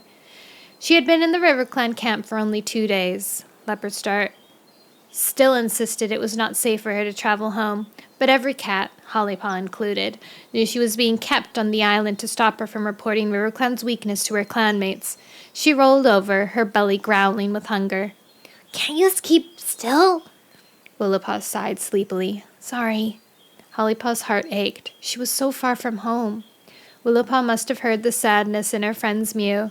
She sat up and stretched, her eyes glowing sympathetically in the half-light. "You'll get to go back soon," she promised. "How soon?" "The dam should be finished in a quarter moon," Willowpaw mewed, "and we'll be able to move back to our old camp. I'm sure Leopardstar will organize an escort for you then." "A quarter moon?" She couldn't stay here that long. "What about my clan?" "I know they'll be worried," Willowpaw commiserated. "But think how pleased they'll be when you get back." "And angry." Hollypaw's heart sank as she imagined Brambleclaw's pelt pricking with annoyance, Squirrelflight's gaze sharp with disapproval. "You won't say anything, will you?" Willowpaw's eyes grew round. "You won't tell them about the island and the two legs?" "No. Not if you don't want me to." Hollypaw could guess why Willowpaw was so frightened about the other clan, knowing how much RiverClan had suffered. It would take at least a moon for them to recover, even if they did manage to rescue their old camp. "Promise?" "I promise. Everything will be back to normal soon." Willowpaw sighed. "Yes." Hollypaw felt the word catch in her throat. Everything will be back to normal. She was no longer so sure that an end to RiverClan's trouble would stop the hostility that had flared between the clans. It was almost as if the long peace between the clans had left the younger cats itching for battle and set the older warriors dreaming of past glories. She thought of the Wind Clan patrol she had faced with the RiverClan cats. They had bristled with so much aggression. They hadn't wanted to hear RiverClan's explanation. Could this hunger for battle simply vanish like mist in the sunshine? The sky was lightening back behind the clouds. Across the causeway, the cats were stirring on the island. Hollypaw could see pelts moving among the trees, pelts already as familiar as those of her own clan. Grey Mist was leading Sneeze Kit and Mallow Kit down to the shore to drink. Why would she call her kit Sneeze Kit? Mosspelt was heading over the tree bridge with Beach Fur and Pebblepaw. Such a small dawn patrol. Hollypaw knew that most of the warriors' efforts were being channeled into recovering the old island camp. Mistyfoot padded from the trees and crossed the causeway, a slender fish drooping from her jaws. She dropped it in the puddle at the front of the overhang. Mothwing lifted her head at the splash and stretched in her nest. "Thanks, Mistyfoot," she yawned. Hollypaw knew it was unusual for the clan deputy to deliver food to the medicine den. She was painfully aware that Mistyfoot had come to check whether Hollypaw had escaped in the night, but she was grateful that Mistyfoot had chosen such a tactful way to do it. "It's not much," Mistyfoot meowed, "but it should see to you through the day." Hollypaw's belly growled. The whole day! Food was so scarce here that some of the warriors went to bed hungry. She was lucky to be fed at all, but thankful as she was to that RiverClan were prepared to feed their unwelcome guest, she couldn't get used to the strange tang of fish, and she longed for the musky flavor of forest prey. "Good news! What's the news?" "Is she playing Wobble Dogs?" "Intruder!" Mosspelt yowled from the tree bridge. Grey Mist instantly began herding her kits back towards the island clearing. Hollypaw stiffened, scenting the air. ThunderClan! Hope fluttered like a bird in her chest. She strained to see through the drizzle. The Dawn Patrol was circling a cat on the far shore. Squirrel Flight! She recognized her mother's pelt, and she felt the same surge of excitement she used to feel when, as a kit, Squirrel Flight returned to the nursery after a spell in the warrior's den. "You better come with me," Mistyfoot growled. She turned and padded along the causeway. Hollypaw leaped after her, forcing herself not to race past the RiverClan deputy. Her paws fizzing, she trotted into the island and followed Mistyfoot to the clearing. Pebblepaw bounded from the undergrowth. "She's coming to get Hollypaw!" "No, but remember what I said before." Fia. Fia's coming. I can smell her. Fia.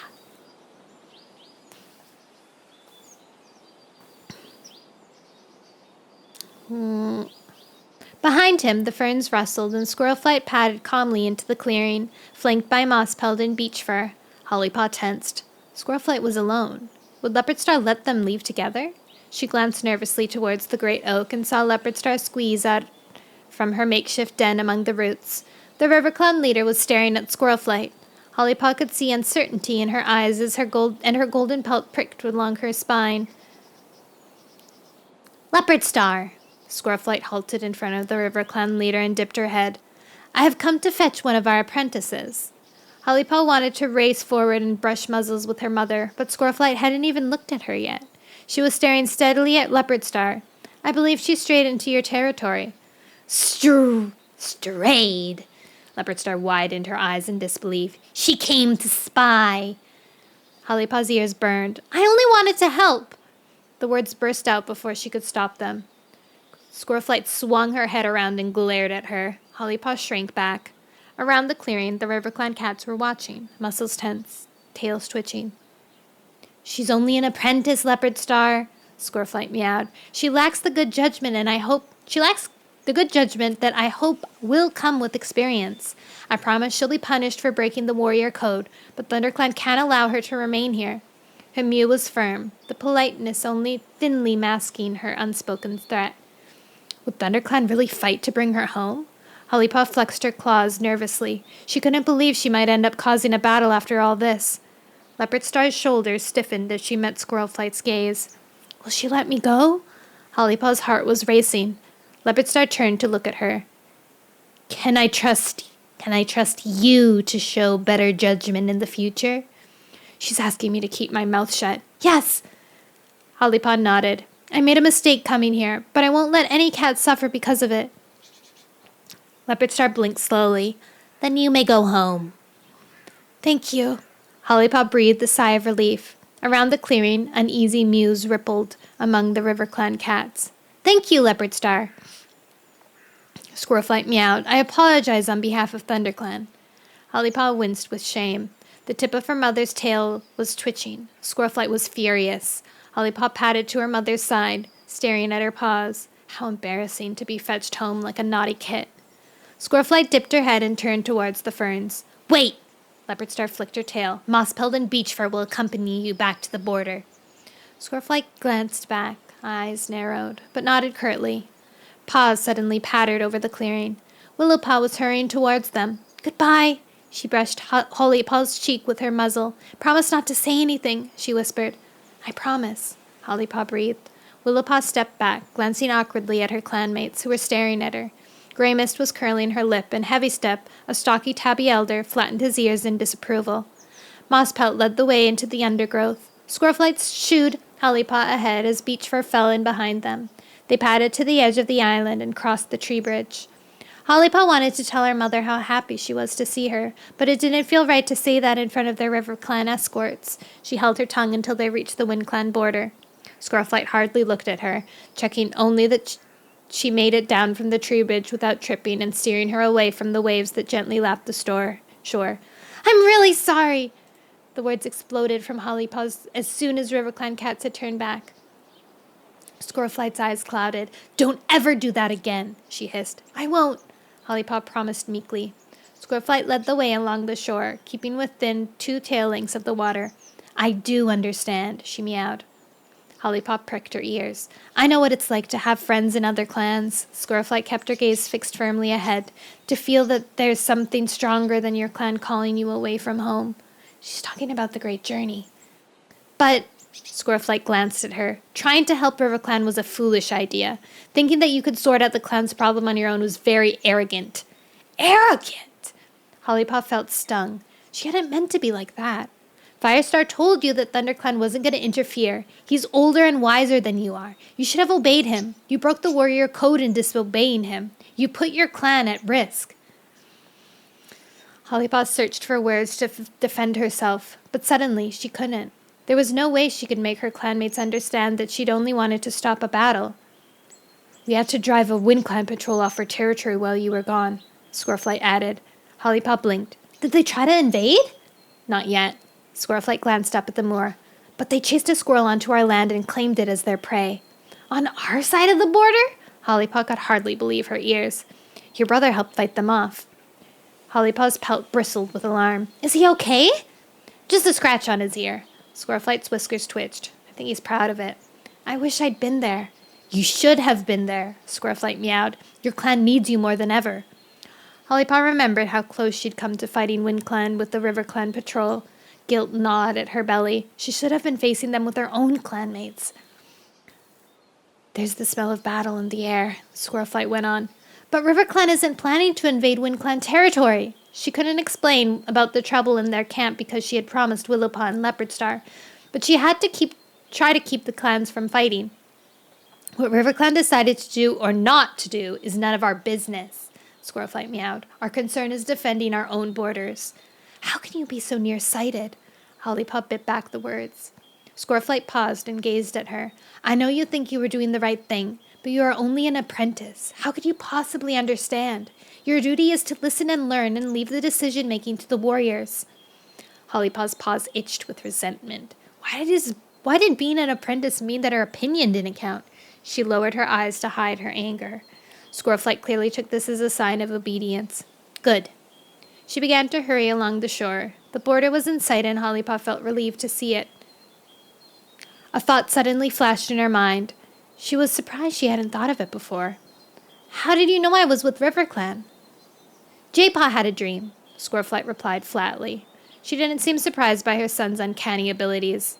Jaypaw was a medicine cat, after all. Hollypaw felt proud of her brother, but unease still prickled her paws. What must it feel like to have that sort of power? If he knew where she had been, did that mean he knew about the River Clan camp? She wouldn't breathe a word about it to Firestar, but would Jaypaw do the same? The camp fell silent as Hollypaw followed Squirrelflight into the clearing. Hollypaw heard Brightheart whispering to Sorreltail, "She's back!" Brooke stopped washing and looked up. "Glad to see you're safe." Stormfur nodded at her but said nothing. Dustpelt and Thornclaw only glanced at her before returning to their hushed conversation. Hollypaw knew she was in big trouble. "Hollypaw!" Linepaw raced from the apprentice den. He looked bright-eyed, as though he'd been asleep for ages. He weaved around her, purring. "You smell like fish!" Jaypaw padded out of the medicine den and blinked, his blue eyes staring directly at her. Yet again, Hollypaw had the unnerving sense that he could see her, even though she knew he couldn't. "You need to see Firestar," Squirrelflight informed her. Hollypaw's fur tingled as her mother watched her climb the tumble of rocks to the high ledge. Heart pounding, she stepped into Firestar's cave. Breakenfur was waiting beside the ThunderClan leader. Welcome back. Oh, sorry. I guess he could have that kind of deep meow voice. Welcome back. His mew was grim. Firestar narrowed his eyes. You've caused a lot of worry and effort at a time when the clan can least afford it. He meowed. I was only trying to... Firestar cut her off. We don't want to hear your excuses. You broke the warrior code. I told you plenty that we are not going to interfere with RiverClan, but you went there anyways. You abandoned your clan when it needs its warriors and apprentices more than ever. But I found something else. You mustn't fight WindClan. Why not? Hollypaw scraped her claws over the rocky floor. I can't tell you. Can't? I've made a promise. Hollypaw's tail twitched unhappily. You have to trust me. There's no need to fight. Firestar whisked his tail over the ground. Do you really expect me to make decisions for the clan based on that? Hollypaw opened her mouth. But what could she say? You'll be confined to camp for a day, Firestar went on. It should be longer, but we can't spare you right now. Patrols have been stepped up since the incident with WindClan, and you are expected to play your part in them. But you will be responsible for looking after the elders for the next moon. It'll be up to you to make sure that they are fed and their bedding is kept clean. And don't think about asking your denmates for help. This will be your responsibility alone. Hollypaw dipped her head. The promise she'd made to Leopardstar stuck in her throat, but she was determined to honor it. She wasn't going to have every cat who knew her accuse her of being disloyal. At least RiverClan didn't treat her like a stupid kit, even though she might have been a spy. Is that it? She muttered. Firestar flicked his tail. You may as well start now. Mousefur and Longtail will be grateful for fresh bedding. Okay. Hollypaw turned and padded out of the den. Why couldn't Firestar have more faith in her? Had he been to RiverClan? The clan leaders only looked as far as the ends of their whiskers. Well, let them. She'd just get on with her duties and keep her mouth shut. Angrily, she skidded down the rocky slope and stomped to Leafpool's den. She poked her head through the brambles. Can I have some fresh bedding for the elders' den? Leafpool was unwrapping the cobwebs from Cinderpaw's leg. Hollypaw! Cinderpaw mewed. Jaypaw's dream was right. Of course it was right. Jaypaw was sorting herbs at the back of the den. He turned to face Hollypaw. I suppose Firestar's put you on nettles and water for a moon? Not quite. Hollypaw's whiskers twitched. It was good to hear Jaypaw's grouchy mew again. Thanks for sending Squirrel Flight to find me. No problem. Jaypaw shrugged and then went back to his sorting.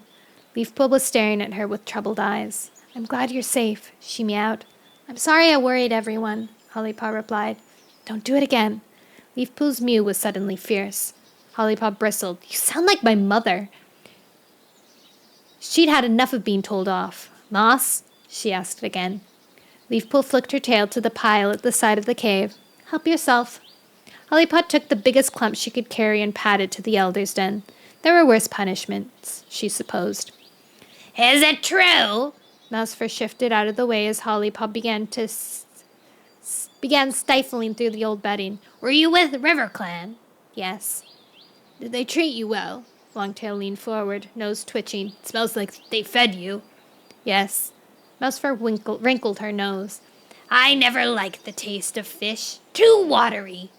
Hollypaw plucked a wad of dried moss and flung it towards the entrance. Mousefur narrowed her eyes. You're very quiet for an apprentice who's just had a big adventure. What's the point in talking? Hollypaw flung another clump of moss. No one wants to listen to an apprentice. Was Firestar tough on you? Longtail mewed sympathetically. No. Mousefur flicked her tail. It's no use sulking, she snapped. You broke the warrior code. Do you think everyone would welcome you back like a hero? No! Hollypaw glared at her. But at least I was trying to help. Everyone else just wants to fight. We must defend our borders. We wouldn't have to defend our borders if we talked to one another. Talk? Longtail's eyes widened with surprise. We're warriors. We fight with tooth and claw, not words. Wait a moment. Mousefur leaned towards Hollypaw. Why do you think talking will help? WindClan has made it clear that they want to steal our prey. They crossed our border once. They're trying to steal our territory. Why do you think they want to steal our territory? Hollypaw challenged. Because RiverClan is planning to steal theirs, Longtail meowed. Hollypaw swished her tail. Are you sure? Of course, they lost their land, Longtail argued. They have to go somewhere. They haven't lost their land. Hollypaw wished she hadn't promised RiverClan she'd keep quiet. Everyone is jumping to conclusions, she snapped. We don't know anything for sure.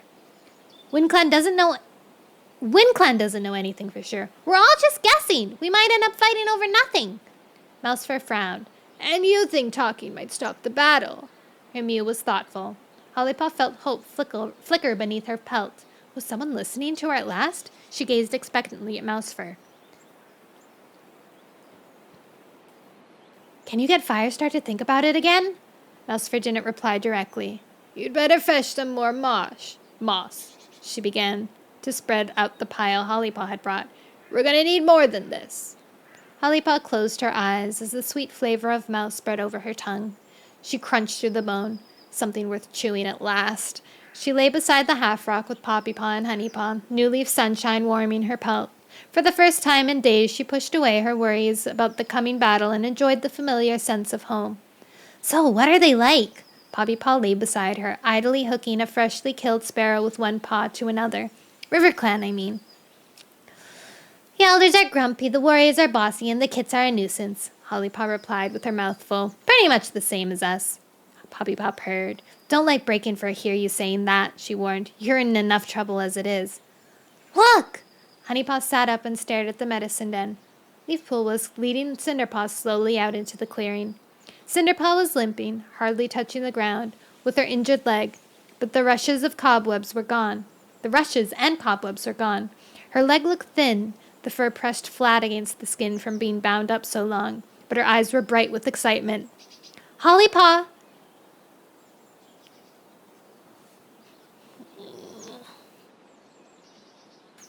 Leafpool called across the clearing.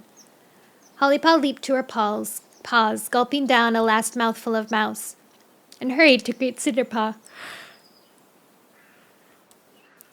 She flicked her tail over her friend's ears. You're better! Not completely, Leafpool warned. The medicine cat's eyes were glittered with worry. But she's fidgeting around in the den so much I thought she'd better get some fresh air. Can we go out in the forest? Cinderpaw mewed. No! Leafpool bristled. She stared at Hollypaw. I thought you could help Cinderpaw get some gentle exercise. She emphasized gentle as though she were teaching Hollypaw a new word. Of course! Hollypaw kneaded the ground. Stay in the clearing, Leafpool ordered. She glanced at Cinderpaw. And be careful. She's acting like a badger with sore stripes, Hollypaw whispered as Leafpool padded back to the medicine den.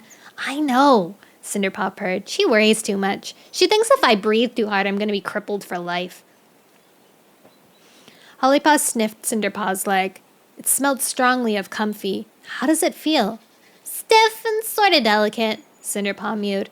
But it doesn't hurt anymore. I just have to be careful. Can you put weight on it? Cinderpaw slowly pressed her pad down onto the ground. She winced and then her face relaxed. Not bad. Gingerly, she padded forward, then walked more easily to the middle of the clearing. Stretching out her forelegs, she pressed her chest towards the ground. It's great to be outside again. Hollypaw hurried to the honeysuckle bush where she had left a pile of moss after cleaning out the elder's den. She tore a small clump away with her teeth and rolled it into a ball. Can you still catch? She tossed the ball across the clearing. Her heart lurched. What if Cinderpaw stretched up to catch it? Could her hind leg take that strain? Cinderpaw let the ball land in front of her and hooked it with a claw. Not if you throw as badly as that, she retorted. She tossed the ball back to Hollypaw. Hollypaw leaped and batted it back. This time Cinderpaw lifted a forepaw and stretched up to 3 legs to catch the ball between her teeth. Nice one! Hollypaw raced back to her friend. I've been practicing in the den with Jaypaw. Cinderpaw mewed, dropping the ball to her paws. He's been playing with you? Hollypaw was surprised. Jaypaw always seemed so serious when he was in the medicine den. Sometimes, Cinderpaw told her, but only to keep me quiet. She looked at the ground. Actually, I don't think he likes having me around. Nonsense, Hollypaw mewed. How can a medicine cat resent his patients? She patted Cinderpaw on the shoulder, but she could guess just how grouchy Jaypaw had been with Cinderpaw. If only he could hurry up and learn a bit of kindness from Leafpool. Can we play? Foxkit and Icekit came hurling from the nursery.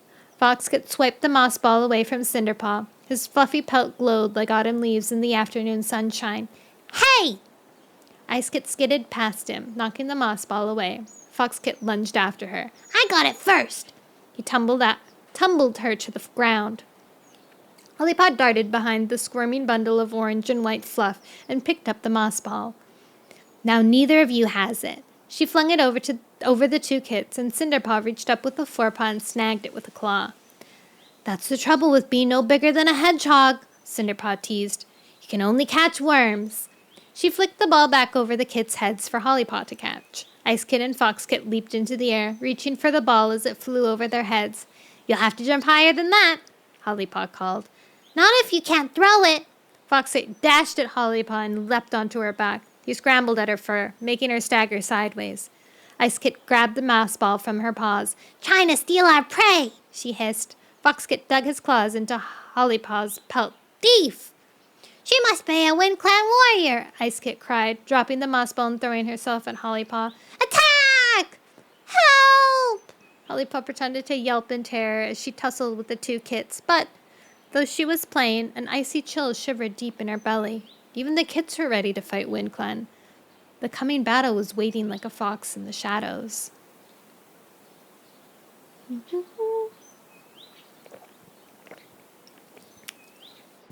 Okay, let's go see what Cordy sent me. I get a secret preview.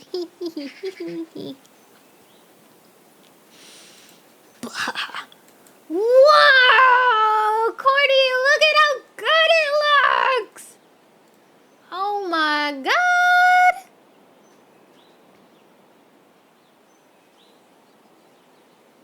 It's so smooth, too. Wow, look at that. That's crazy. Oh my god. It's gonna look so cool when it's rigged. I hope it works good.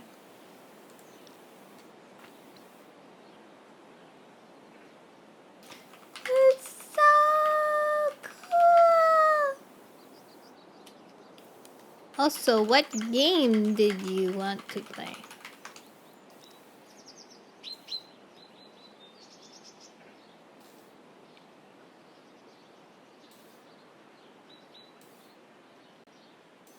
Boopy doop boopy dee boop doop boop bada ba beep ba-dum.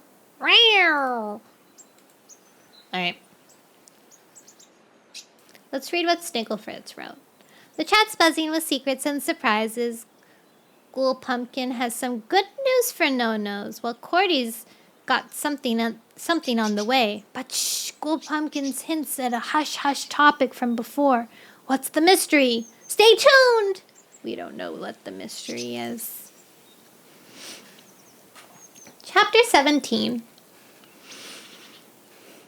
Jaypaw plucked at the moss in the bottom of his nest, softening it before he curled up for a good night's sleep. Cinderpaw was already snoring, worn out by her games with Hollypaw. She would be moving back to the apprentice's den before long, and the medicine den would be quiet again. Good. Outside, the thorn barrier rustled. The last patrol was returning, their unhurried paw steps a signal that everything was fine. Jaypaw heard water sloshing. Leafpool was soaking a wad of moss in the pool to leave beside Cinderpaw's nest in case the apprentice woke thirsty in the night. I think we should take a look at the catmint by the old two-leg nest tomorrow, she meowed. I want to see if there's much new growth. Are we going to pick any? Not yet. Leafpool's paws scuffed across the ground as she carried the dripping moss to Cinderpaw's nest. But I want to know whether there'll be a good harvest this year. There's been enough rain. Jaypaw tucked his nose between his paws and closed his eyes. Good night. Sleep well. Leafpool's nest crunched as she climbed into it and started washing. The gentle lapping of her tongue began to lull Jaypaw to sleep. Leafpool?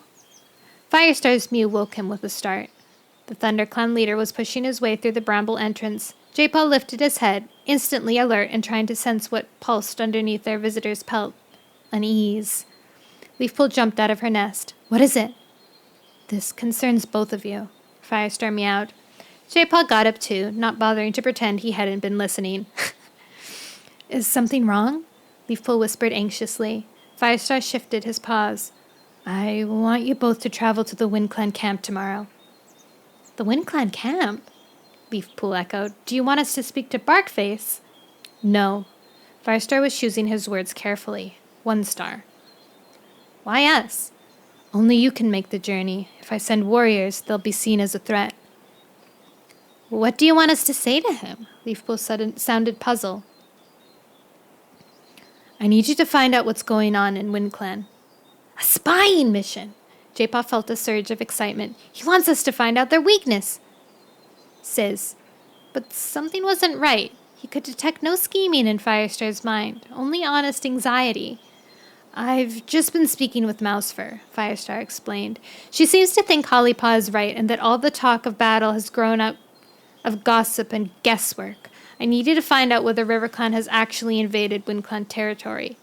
Jaypaw blinked. What difference does it make? If there's gonna be a battle with WindClan, I want it to be for a good reason, Firestar replied. Leafpool swished her tail over the ground. But if they cross our border, isn't that a good enough reason? Yes, growled Firestar, but we might be able to stop them from crossing the border from now on. They've already done it once and gotten away with it, Jaypaw pointed out. He ignored Leafpool's hiss of warning. Apprentices weren't meant to speak to the clan leader in that way. That could have just been a mistake. Jaypaw felt Firestar's amber gaze warm his pelt.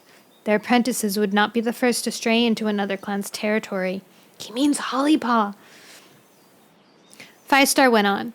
It makes sense for WindClan to invade us if RiverClan has taken their territory. But what if 1 star leads an attack just because he's afraid that RiverClan might take his territory? Blood would be shed for no reason. I don't understand what you think we can do. Leafpool plucked at the ground. If we find out that RiverClan hasn't invaded, do you want us to ask 1 star not to fight? Won't that make us look weak? Firestar stiffened. You must make it clear that we are ready to fight if we have to, he meowed. I'd just rather fight a battle driven by real need, not empty fears. But still, you want us to persuade 1 star not to attack us unless he has no other options? Leafpool pressed. Won't we look like cowards? Anger flashed from Firestar's pelt.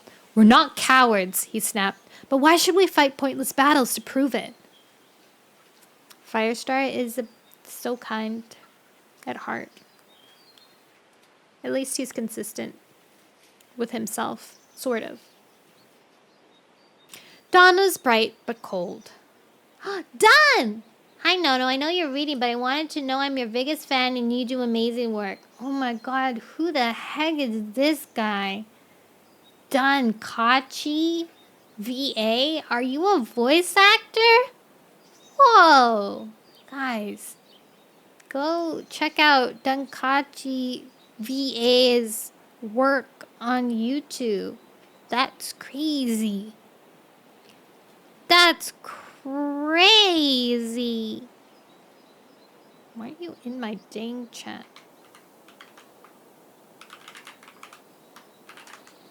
There.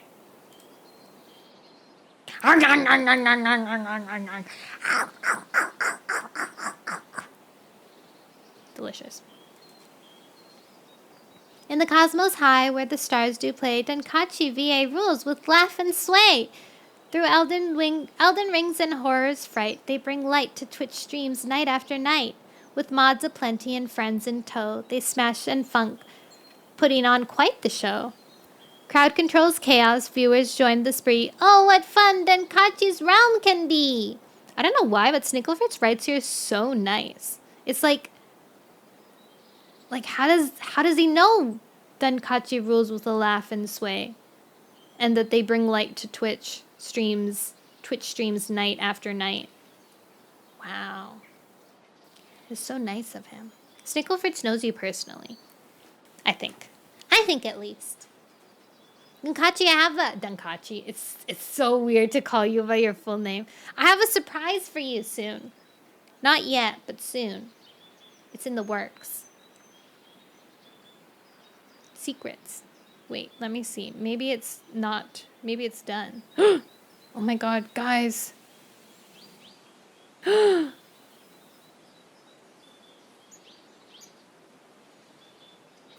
My commission was confirmed, guys. I get to start on the commission.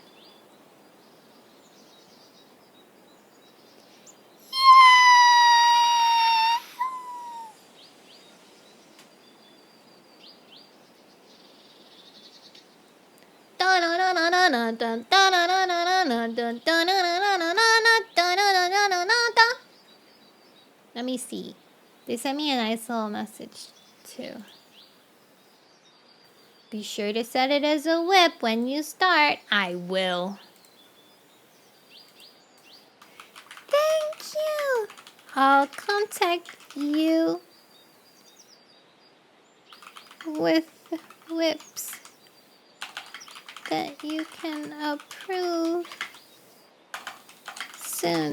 It shouldn't take long.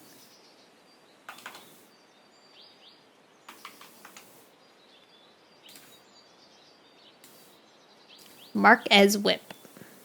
Nice. All right. So that's a good news. That wasn't what I was looking to see, but that is pretty cool. I'm excited, guys.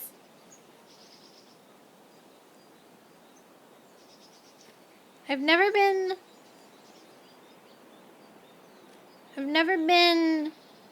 so excited to work, you know? Cause it like brings together the things that I like to do, which is make people happy and rake.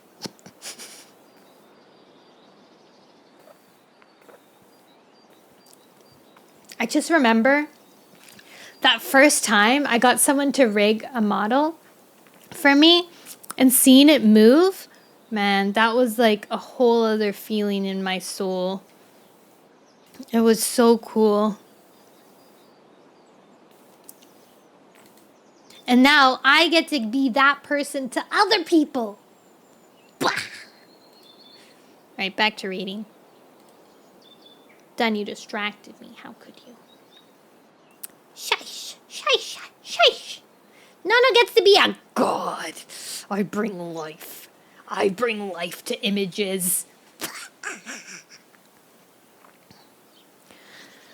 Dawn was bright but cold. A pale sun peeped over the forest at the top of the hollow, but Jaypaw could smell the rain on the wind. He waited at the camp entrance while Firestar gave his final orders to their escort. Brambleclaw and Dustpelt were going to accompany them to the WindClan border and wait for their return. Leafpool pressed against him. Jaypaw could still sense doubt darkening his mentor's thoughts. Are you ready? She asked. Yep. Jaypaw's tail twitched with excitement. There was more to being a medicine cat than picking herbs and looking after sick cats after all. The future of the clan could depend on what he and Leafpool found out. There will be 3, kin of your kin, who hold the power of the stars in their paws. Come on, then. Brambleclaw padded through the thorn tunnel. Leafpool headed after him. Jaypaw followed, leaving Dustpelt to fall in behind. He could feel the warrior's dark pelt bristling with uncertainty. Dustpelt thought that Firestar was being hasty, that it was too soon to let WindClan know that they would rather avoid a battle. Brambleclaw's thoughts were harder to read. His mind clouded by doubt one moment, brightened by hope the next. Oh.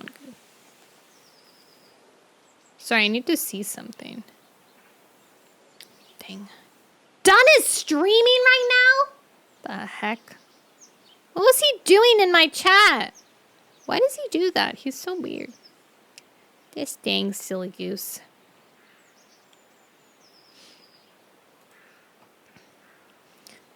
I was checking because Sai, which a lot of you guys probably don't even know, when I first started streaming, I would collab a lot with Kari and Sai, and she goes by Rin now, but she wants to start streaming again. She hasn't been streaming for a really long time because her internet's been really bad, but she's hoping to start again really soon, and I'm really excited. We'll be able to bring the crew back together. The Pinks. It's spelled like this. P small I K no NK S. Yeah, the Pinks. Pinks. For Peachy, No, Kari, and Sai. That was our secret, our unit. Our unit name if we were an idol group, which we weren't. But which is funny because Kari's not even pink, Kari's blue, but you know how it is. She is pink in her heart. Let's go. The patrol padded wordlessly over the ridge and down into the open moorland. She does have a pink organ. You're right. Which stretched into WindClan territory. Dustpelt was the first to voice his disquiet as they reached the border. Are we just gonna sit and wait for a WindClan patrol to ask us if we need help? His mew was scathing. Yes, Brambleclaw growled. Dustpelt paced up and down, remarking the bushes, irritation flashing from him so fiercely that it made Jaypaw's fur stand on end. How humiliating to wait for permission from WindClan to go any further. Perhaps Jaypaw and I should go on by ourselves, Leafpool suggested. That's what we'd do if we needed to speak to Barkface. Jaypaw nodded. They were medicine cats. They might as well take advantage of their special freedom to travel. No. Brambleclaw's mew was firm. You're not going to speak with Barkface. And it's too soon after our run-in with that WindClan patrol for you to walk into their territory without them knowing. My duty is to make sure you're safe. His fur brushed the grass as he sat down. We'll wait. Jaypaw sniffed the air. The sun was warming the earth, and he could smell the heather budding and young rabbits. Suddenly, he stiffened. A musky tang edged the wind. WindClan cats are coming. He recognized the scents of Hairpaw and Tornir. There were two more cats with them. Their scents were familiar, but he couldn't yet name them. It's a night cloud. Jaypaw felt tension spiking from Leafpool as she identified the WindClan she-cat. He knew there was some connection between his mentor and Nightcloud, who was the mate of Crowfeather. He had felt it thicken the air between them before, but he had no idea what it could be. As he probed Leafpool's mind, his paws pricked with surprise. Was that jealousy?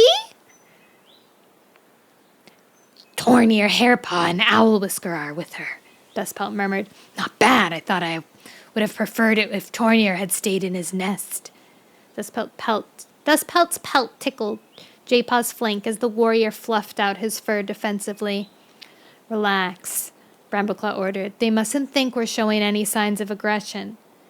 Because we're begging a favor, Dustpelt muttered under his breath. Silence! Brambleclaw hissed. Then he raised his voice. Tornir! Hostility slammed against Jaypaw like a wave as the WindClan cat spotted the ThunderClan patrol.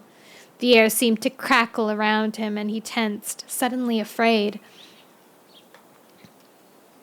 What do you want? Tornir's mew was accusing. Fur brushed heather as WindClan patrol approached. Jaypaw sensed Brambleclaw squaring himself to meet the WindClan cats. Leafpool and Jayfeather wished to speak with One Star. Brambleclaw's mew was calm, neither hostile nor yielding. Surprise pulsed from Tornir's pelt. What for? They wish to speak with One Star, Brambleclaw repeated. Jaypaw felt suspicion wake in the WindClan cats' minds. He guessed they were looking at one another, wondering how to respond. Could they turn away medicine cats? Just Leafpool and Jaypaw? Owlwhisker growled. We will wait here for them, Brambleclaw assured him.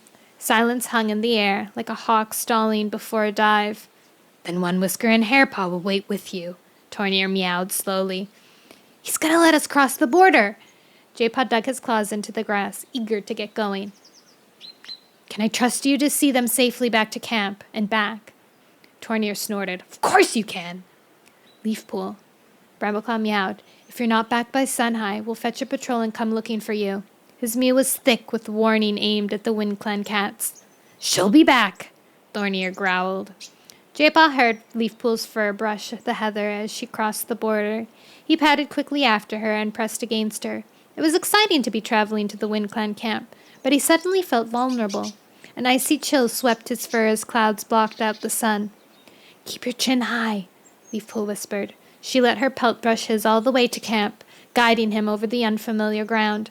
Jaypaw only stumbled once when Leafpool didn't warn him in time about a trailing branch of gorse. Soon he smelt brambles and a stronger scent of WindClan.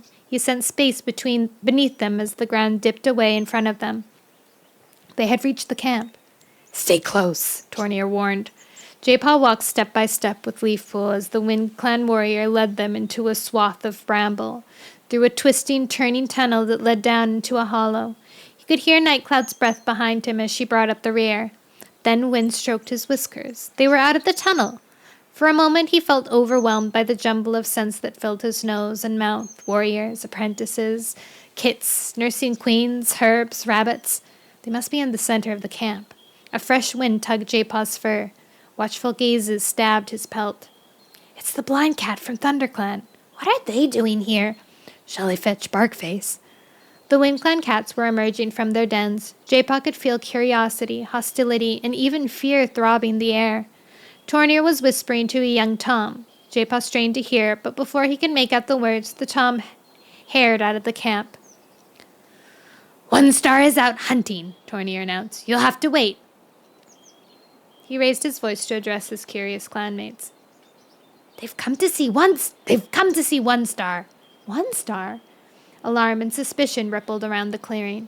Jaypaw pricked his ears. This was not a clan determined to expand their territory. They were frightened and confused. His belly tightened. Frightened cats were unpredictable. "Should we speak to Barkface instead and leave?" he murmured to Leafpool. But Leafpool didn't seem to hear. Her attention was flitting around the camp, as though she was searching for something or someone.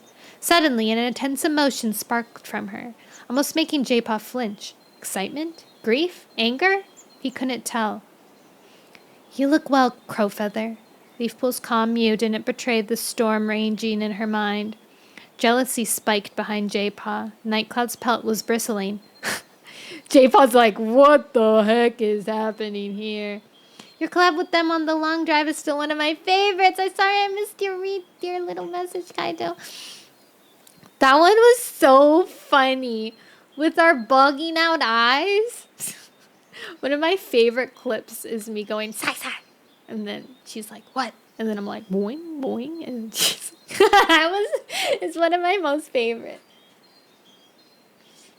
Also, why the heck didn't my chat update you guys to show up on... Cordy said she has pink Ordens, and Kaito said your collab with them on the long drive is one of my favorites. That's weird. Oh, chat, you're so funny. Hopefully we'll have a lot more really fun collabs together in the future. We can play really goofy games. They're always down to play really goofy games with me. And we can play Fortnite again. I'm excited.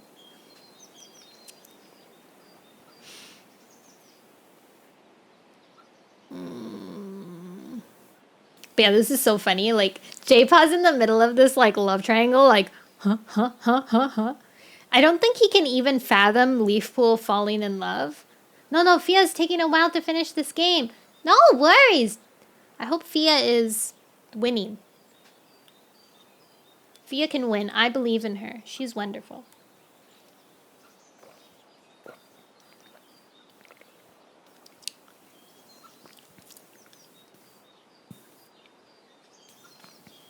What are you doing here, Leafpool? Crowfeather's mew was curt and quiet. What is he feeling? Jaypaw studied the warrior's mind, but found it barbed with wariness. Firestar sent us to speak with One Star, Leafpool explained. He's not here. We know. Leafpool sat down. Jaypaw felt the first drop of rain dab his nose. The brambles rustled, and a few moments later, paws pounded into the clearing. She's just fishing. Good job.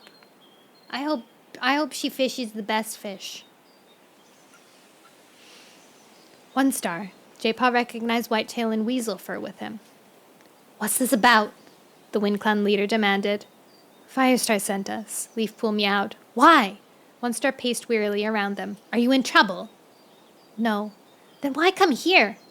One Star halted so close to them that jaypaw could smell the rabbit blood on his breath. Does Firestar think there's some kind of special relationship between our clans? Because there isn't! Firestar understands that.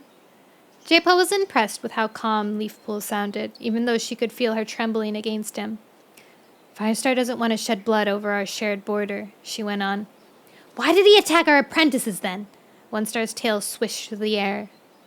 When clan warriors unsheathed their claws first, Leafpool mewed. We were only defending the border they crossed. It was our prey, Tornir hissed. Yowls of agreement rose around the clearing. Not once it crossed the border, Jaypaw hissed. Leafpool's tail brushed his mouth. She shifted, her paws squelching against the slippery earth. The rain was beginning to fall steadily. We didn't come here to argue. Then why did you come? To talk. Tornir tore at the ground. Was Firestar too mouse-hearted to come himself? Firestar didn't want to provoke you by sending a warrior patrol, Leafpool explained. He wants to soothe the situation, not inflame it. Crowfeather was circling them. Then he shouldn't have sent anyone! Anger surged through Leafpool. Jaypaw felt it hot against his pelt. Not every cat hides from his responsibilities, she hissed. Crowfeather halted. Are you saying that's what I would do? His whiskers brushed Jaypaw's face as the WindClan warrior leaned in towards Leafpool. Get out of the way! One Star hissed, nudging Crowfeather aside. What do you want to talk about? Firestar wants to know if RiverClan has invaded your territory. Leafpool was growing impatient. Is that why you've been hunting so close to our border? Are you being forced into ThunderClan territory, or do you simply want to take our land because you're foolish enough to believe you can? Jaypaw was shocked by her fierceness. He felt One Star freeze. Leafpool had surprised the WindClan leader too. Angered whispers darted between the watching cats. The air seemed to cackle with green leaf lightning as the rising wind drove the rain harder into the camp. Jaypaw tensed, waiting for One Star's answer. RiverClan has not invaded our lands, One Star began slowly, but that doesn't mean they won't. Does Firestar expect us to wait until they do? Does he think we should sit around like fat voles waiting to be pounced on? But you are not voles, Leafpool snapped. Why not defend your RiverClan border instead of threatening ours? We will defend what borders we have to, One Star retorted, and take what territory we need. You don't even know that RiverClan is going to invade, Leafpool pressed. Why threaten us? Tornir growled. You sound like a blackbird singing the same song over and over. Barkface could speak to Mothwing at the next Moonpool gathering, Leafpool suggested, her muse suddenly coaxing. He can find out exactly what RiverClan intends. It may turn out you have nothing to be afraid of. We aren't afraid, Crowfeather hissed. Then why won't you listen to reason? Leafpool pressed. You are honorable warriors. Why let yourselves be driven by suspicion instead of the truth? Listen to her! Trying to steal time for her clan with clever words. WindClan fights with claws, not words, Tornir warned. Jaypaw bristled. It's like trying to show worms to moles, he hissed. They're too blind to see beyond their own noses. We're too blind? Weaselfur mocked. Oh my god. Wait! One Star ordered. Perhaps she's right. Perhaps we should give RiverClan a chance to explain what's going on before we do anything. Chance to invade, more like it, Tornir growled. You saw how desperate RiverClan looked at the gathering, Crowfeather argued, and every patrol we see looks hungrier than the last. We can't trust them. But they haven't invaded yet, One Star pointed out. They crossed the border, Tornir reminded him. Only once. Jaypaw sensed the WindClan leader's mind slow. He was thinking. We can't let them drive us into unnecessary bloodshed, One Star murmured. Suddenly, a panicked yowl split the air beyond the camp wall. The dripping brambles shook, and a WindClan queen skidded into the clearing. My kits are gone, she screeched. Sage Kit? Thistle Kit? Alarmed mews filled the camp. Sage Kit, Thistle Kit, and Swallow Kit, panted the queen. All of them disappeared. Oh my god. They went to the tunnels. Heatherpaw was... Oh my god. When did you last see them? One Star demanded. The queen was fighting for breath. I left them in the nursery and went to stretch my legs. They weren't there when I came back, so I went looking for them. They've wandered out before, but not far. But this time there's no sign of them. Their trails head towards the RiverClan border, and then they just disappear. A hawk's carried them off, I know it. Calm down, Gorsetail. One Star was bristling, but his mew was steady. You can't be sure. No hawk's ever taken more than a single kit before. We must send out a search party. Suddenly, paws pounded through the entrance of the tunnel. 1 star! Ashford pelted into the clearing. 1 star! Jaypaw scented Breezepaw and Heatherpaw behind the WindClan deputy. We've just seen a RiverClan patrol headed back into their territory. They've been on our land, Breezepaw spat. And there was rabbit blood where they'd been, Heatherpaw added. Terror flashed from Gorsetail. Are you sure it was rabbit blood? What? Confusion clouded Heatherpaw's mind. My kids have disappeared, Gorsetail wailed. You think RiverClan patrol might have taken them? Heatherpaw sounded horrified. Her thoughts began whirling like leaves caught in a wind. Jaypaw tried to read them, but they were moving too fast. He only knew that at their center, something dark hovered, a sense of blackness that made his blood turn to ice. She knew more than she was letting on. You must leave. 1 star had turned back towards Leafpool. You're not going to attack RiverClan, are you? Leafpool gasped. We'll do what we must to get our kids back, 1 star hissed. But you don't know they've taken them, Jaypaw objected. A moment ago you thought it was a hawk. That was before RiverClan crossed the border. But they may have had a good reason, Ashfoot growled. To steal our kits! But why? 1 star cut Leafpool off with a snarl. Go home! Jaypaw flinched as the WindClan leader leaned in close. You can tell Firestar it's too late. You've wasted your time trying to protect RiverClan. We'll attack at once. Dun-dun-dun. Wait, I thought it switched to Lionpaw's POV. I don't want Lionpaw's POV. I want Jaypaw's POV. I want to know what he does. Why wouldn't he like start smelling? Like scenting things out? Ah!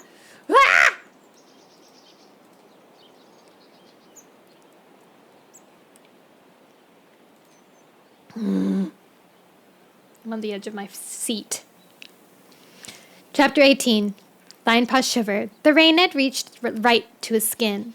He dropped the vole onto the fresh kill pile and shook the water from his pelt. Good hunting. Ashford congratulated him. You've improved a lot these past days. It seems like your mind is on your training again. Lionpaw blinked at his mentor. It had been a good hunting patrol. He, Ashford, Stormfur, and Brooke had caught nearly enough to feed the whole clan, and it was great to feel energetic again, a little faster, a little sharper than his clanmates, as though StarClan guided his paws. But his heart still ached when he thought of Heatherpaw. He missed being a Dark Clan warrior. Stormfur tossed a wet blackbird onto the pile.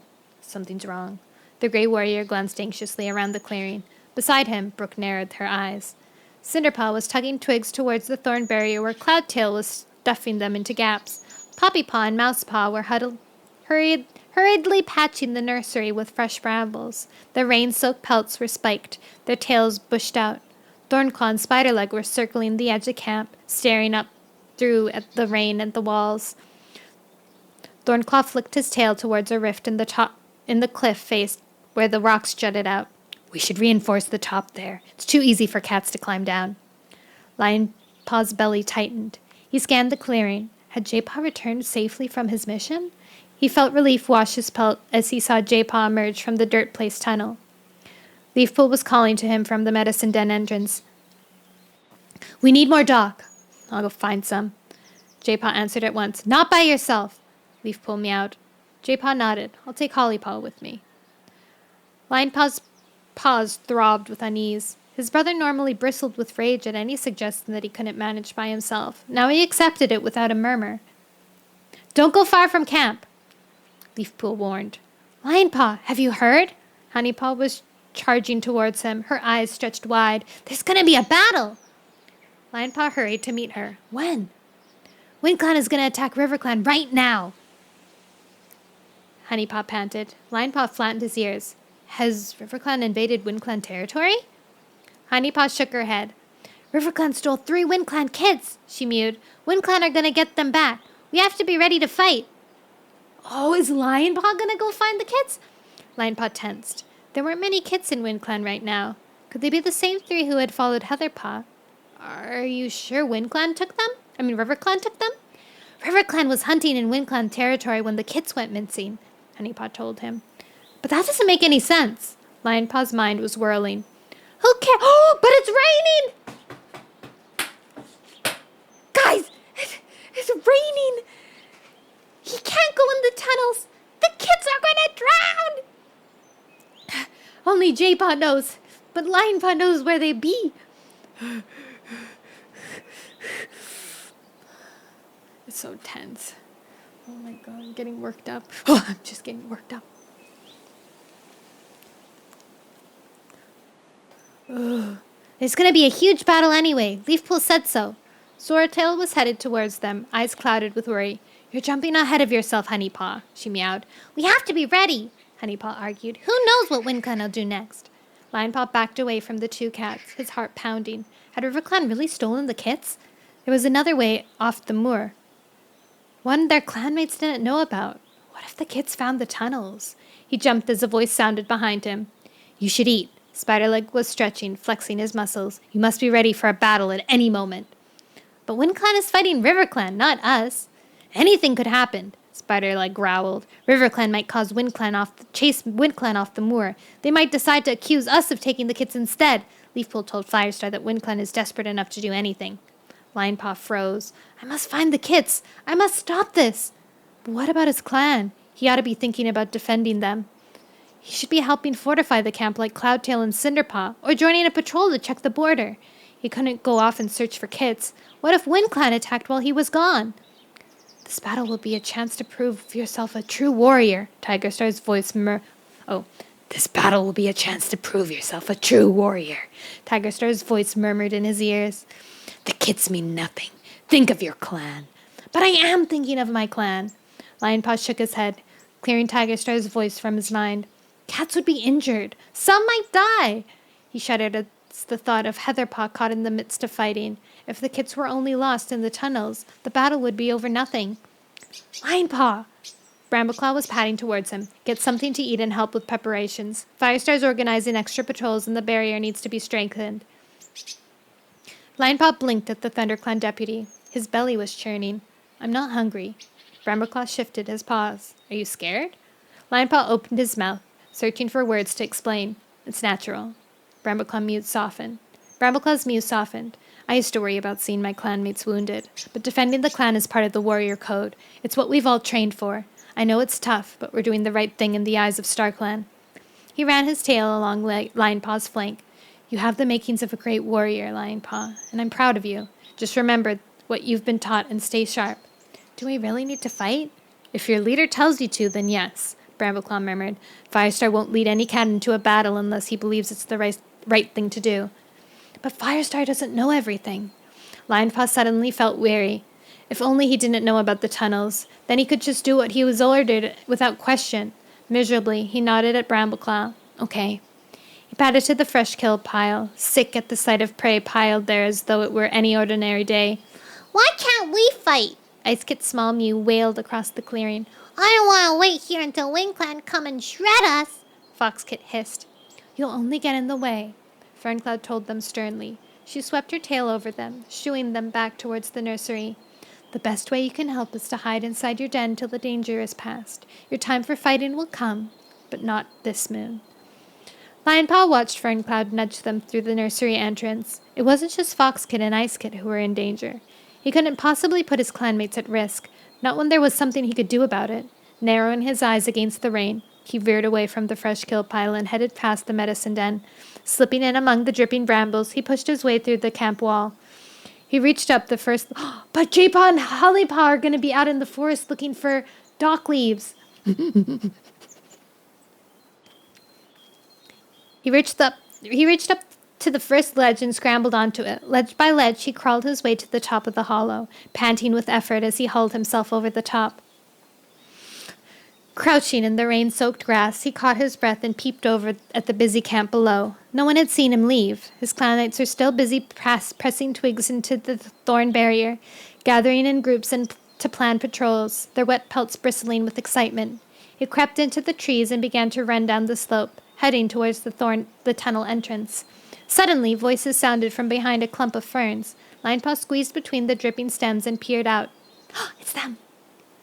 Try to pick the juiciest leaves, Jaypaw was advising. Hollypaw sat beside him, stripping leaves from a small plant and piling them on the wet earth. Jaypaw lifted his nose and sniffed. Linepaw? Linepaw straightened and pushed his way out, shaking the drops from his pelt. What are you doing here? Hollypaw's green eyes flashed with surprise. Do we need to go back to camp? Linepaw shook his head. I think I know where the kits are, he blurted out. Paw steps pounded on the forest floor nearby. Linepaw ducked back into the ferns, crouching down among the stems. Hollypaw and Jaypaw stared after him in surprise. They glanced at each other as Thornclaw and Whitewing raced out of the trees. You two had better hurry, Thornclaw meowed. Linepaw ducked down further as Hollypaw glanced at the ferns where he was hiding, her eyes glittering with suspicion. Would she give him away? Whitewing flicked her tail. Is everything all right? Yes. Jaypaw's answer was firm. We've just got a few more leaves to pick and then we'll go back to camp. Good. Thornclaw nodded. We're headed up to the ridge to see if there's any sign of WindClan. We may be able to see if they've begun their attack on RiverClan from up there. Suddenly, Whitewing sniffed the air. It smells like Lionpaw's been here. Yes. Jaypaw plucked another dock leaf from the soggy plant in front of him. He came to tell us to hurry up. Has he gone back to camp? Has he gone back to camp? Thornclaw asked. I suppose so, Jaypaw replied. Don't be long. Whitewing padded to the fern where Lionpaw was crouching. He held his breath, praying that his golden fur couldn't show through the green leaves. Come on! Thornclaw bounded up the slope towards the ridge. Whitewing turned and pelted after him. Why in Starkland did you hide? Hollypaw demanded as Lionpaw slid out of the ferns. They mustn't know what I'm up to, Lionpaw whispered. Jaypaw's tail was twitching. What are you up to? What's this about the kits? Hollypaw narrowed her eyes. Lionpaw took a deep breath. There are tunnels under our territory. Tunnels? Jaypaw's fur stood on end.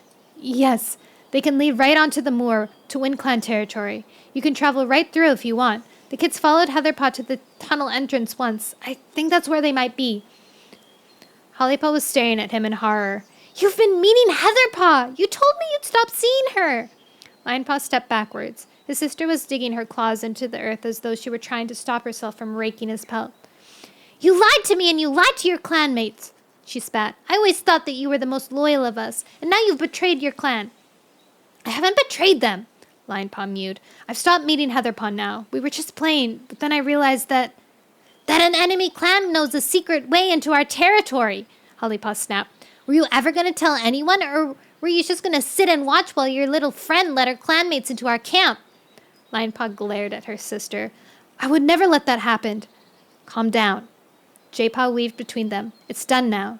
He swung his head towards his sister. Lionpaw's not the only cat who's made mistakes this moon. You're still in trouble for trying to help Willowpaw. That was different, Hollypaw growled, but she shifted her paws as she spoke. This is no time to argue, Jaypaw mewed. Are you sure that the kits are in those tunnels, Lionpaw? Not definite, but it seems like the most likely place they'd be. He glanced anxiously at Hollypaw. Will you help me find them? Hollypaw's tail quivered. Okay, she mewed. I don't want WindClan attacking RiverClan. Not when they're so close to solving their problem. Lionpaw blinked. What do you mean? The fur on Hollypaw's spine rippled. I promise not to tell. Promise to, Jaypaw demanded. Willowpaw and Leopardstar. But we're kin, Jaypaw pressed. We have to stop keeping secrets from one another. That's not how it's meant to be. Hollypaw's eyes glittered with uncertainty. Okay. She took a deep breath. RiverClan's camp was being threatened by two-leg kits. They're making a stream around it deeper and wider to keep the two-legs away. I saw it myself. They're so close to making it work. They should be back in their old camp by the next gathering. Her paws were trembling. I promise not to tell, but it doesn't seem right. Everything's gone wrong. No, it hasn't. Lionpaw lifted his chin. We're going to stop the battle. But how? Hollypaw mewed. By finding the kits. Jaypaw padded to Lionpaw's side. Where are these tunnels? How do we get in? Follow me. Lionpaw headed into the trees. He broke into a run, checking over his shoulder that Hollypaw and Jaypaw were keeping up. They weaved after him, skidding to a halt on the slippery leaves beside him as he reached the bottom of the slope where the tunnel opened into the forest. Where is it? Hollypaw squinted over the swath of brambles.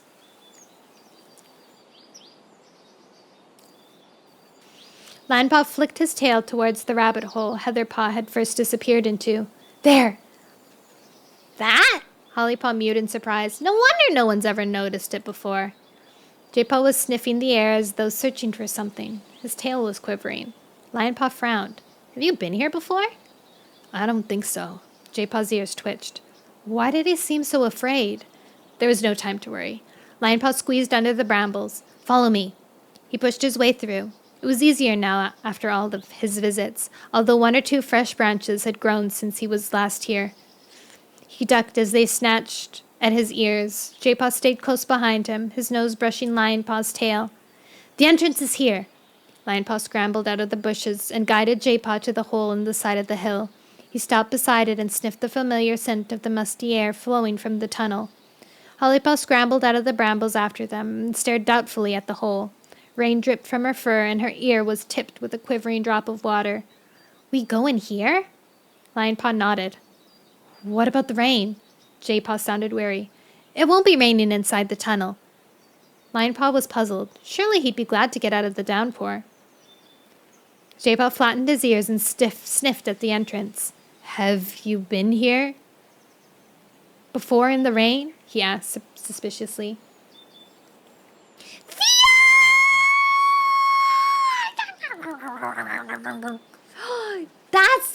That's what Pumpkin meant when they said you were fishing. I was wondering what game you were playing if you were fishing, and that was the way you were gonna beat it. Did you wind up beating it? Hi, Kirby! How is the stream going? Very good. I've been reading. It's at the climax. I'm so hooked. I'm like on the edge of my seat. I'm going insane. You bet! You did! Yeah! We raid with love and friendship. Hi, hi! Wow, congrats! How long did it take you to beat it? I have that game, but I haven't started it yet. But I want to. But I'm trying to figure out how to pace myself. You know what I mean? Like, how long did it take you to win it? Also, let's read your beautiful poem that Snicklefritz has written for you. In the land of Twitch, VMLA's quite a sight. A VTuber artist shining oh so bright. With horror and anime, they fill our nights, sketching and gaming till morning light. From Leviathan Scary to Mika Sweet. This is the same as they did before. What the heck? I want a new content, Snicklefritz. To wizard missions where magic abounds. They fish, they fight, with courage abound. In circles they run, where fun is found. So join Fia Mellow for laughs and thrills. Their wholesome streams are sure to give chills. Okay, it was kind of different at the end, but the beginning was the same. Snigglefritz, you're slacking off. You have a bazillion words to choose, and you chose the same? Disappointing. Playing it once a week, it just took under a couple months. Ah! Fia, do you have, like...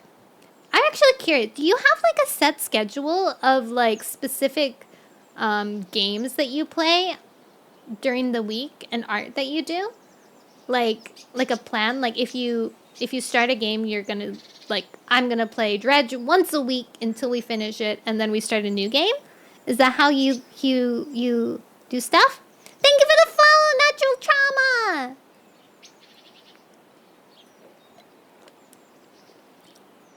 Hello! I'm gonna go onto Fia's page. Yeah, that's usually how I do it. So people, like, know what they're... Ooh. If I write Fia Mello into Google, it comes up with a whole bunch of your... Look at all this stuff, Fia! I just have to Google your name, and I have your Twitter, I have your YouTube, I have your Twitch, I have some videos, I have your YouTube again, I have your VGen, I have Twitter again, I have Twitch again, I have VTubey, I have images of you, more YouTube videos, some clips. Wow. I think coffee? V-stream? Wow. That's what you call a good branded name, everybody. That's what you call good branded names.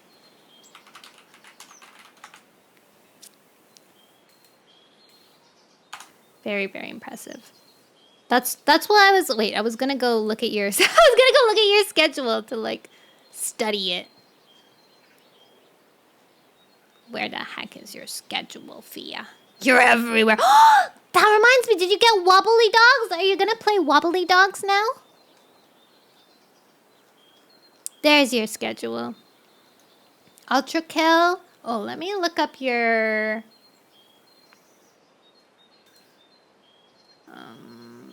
Oh, you don't have a schedule stream. I mean tag. Alien Isolation Dredge Bug Fables. Oh wait, I should have checked your media. That would have made more sense. I'm so silly. Alright, there's your schedule. Ah, I see. So you play specific games on specific days. New song cover! Oh yeah, I have that song. It plays on my YouTube music. I did! I want to stream it, but I'm so tempted to start playing it now. It's so fun. I think you should stream it when you first play it because there's nothing like the genuine reaction of seeing things happen in Wobble Dogs. Because it's just so goofy silly. I heard a bird and I thought it was real life, so I thought I was cooked for a second. You got cooked? Bug Fable Ultra. Project Warlock. Bug Fable. Karaoke. Alien Isolation. Sickness Recovery! Bug Fables. Dredge. Project Diva. Ah, I see, I see. Okay, very interesting. Actually, I really like that. That's a lot more... I've been really struggling to stick to a schedule, you know? The only thing that I really stick to is Warrior Cat Wednesdays. And... because I can't think of, like, what to stream. But I like your plan of, like, having specific days of the week that you dedicate to a game. And you do that just every week. Because... how do you deal with, like, if you have, like, a really big craving to play a new game? Do you have, like, a specific day of the week where you're like, okay, this is my open day. Like, I'll pick what game I want to play based off of that day. Maybe? A flex day, yeah. Flexible day. Like, I feel like playing Wobble Dogs this week on this day instead of, Muse Dash. Like that. I should do that because the way that what happens to me is I lose track of what games that I want to play and keep playing, you know? I usually schedule those for a Saturday. Ah! Fia, you're so wise. Everybody, I love Fia. Fia's so cute. And Fia has, like, one of the best voices. Fia can sing, too. Crazy. Wow, Fia. Fia, I'm your biggest fan. I also like Fia's model. Fia's model is, like, one of the most unique ones. I like that it's, like, you know, spooky themed. Like, are you a dream eater? I feel like you're a nightmare. Dream eater. I always thought you were a dream eater this entire time. But I love it because it's like you're like this spooky thing, but you're like the sweetest person in the entire world. I've started making a Google Doc to keep track of the games I'm playing and wanting to play. It helps to keep things sorted. What happens? How do you deal with if you get to the day and you don't feel like playing that game that day? Like, what if you're not in the mood for it? What's your strategy? Do you just, like, play it and then you find yourself enjoying it anyways? Or do you change it last minute?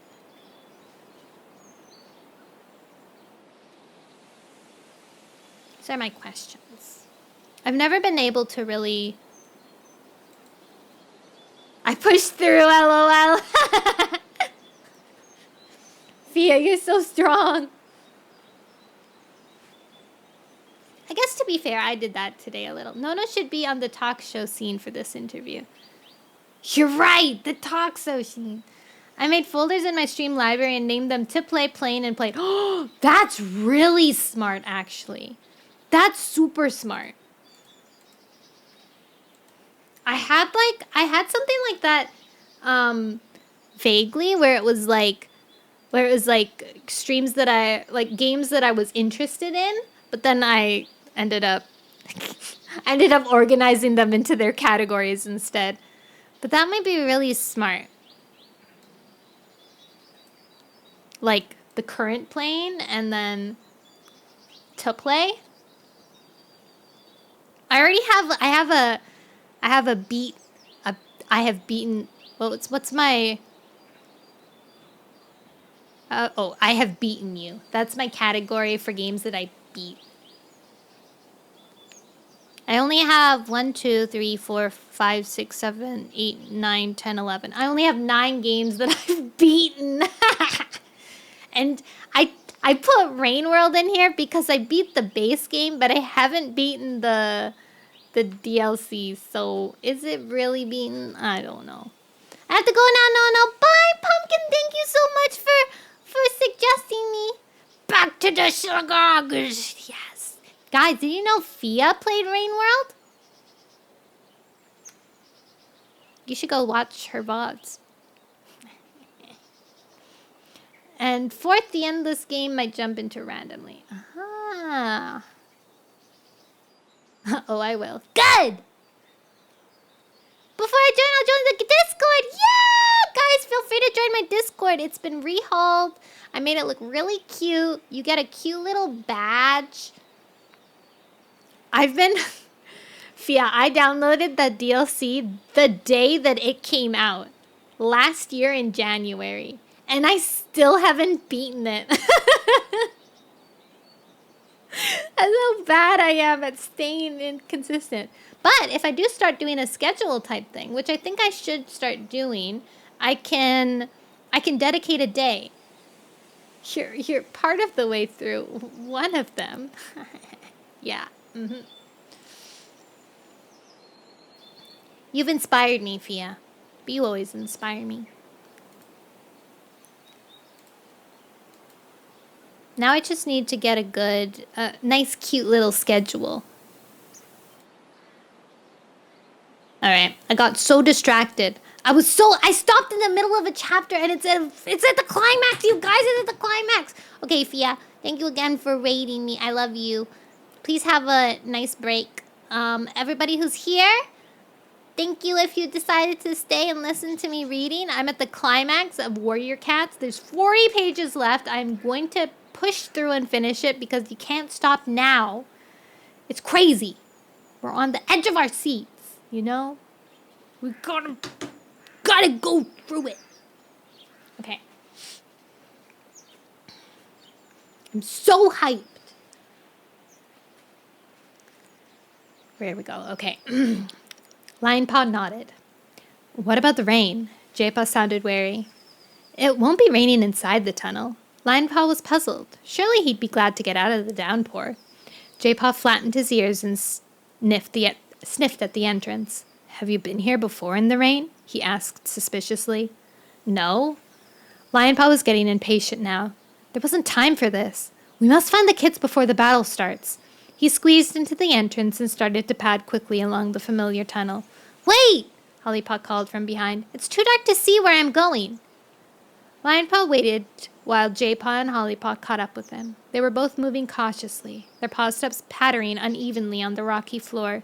Surely Jaypaw should be able to travel through the tunnels more easily than the rest of them. He was used to the darkness.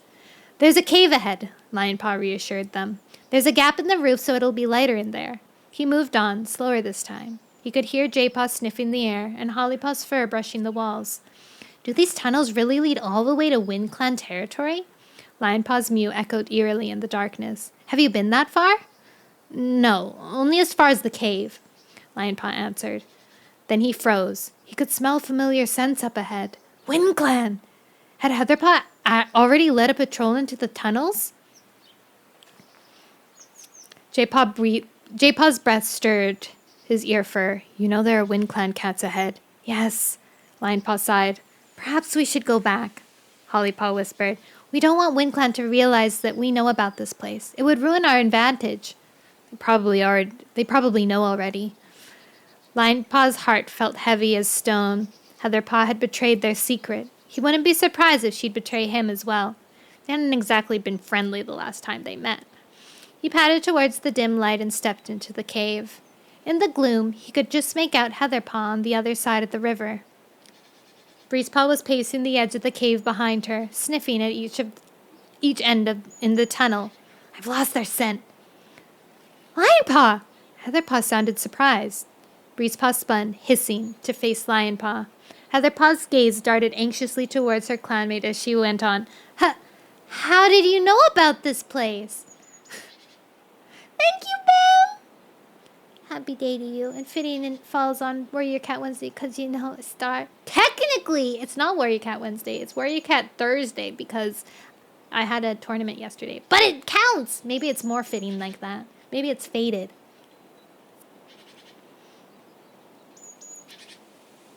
Right? I didn't want you to lose track of time. Get all the days mixed up.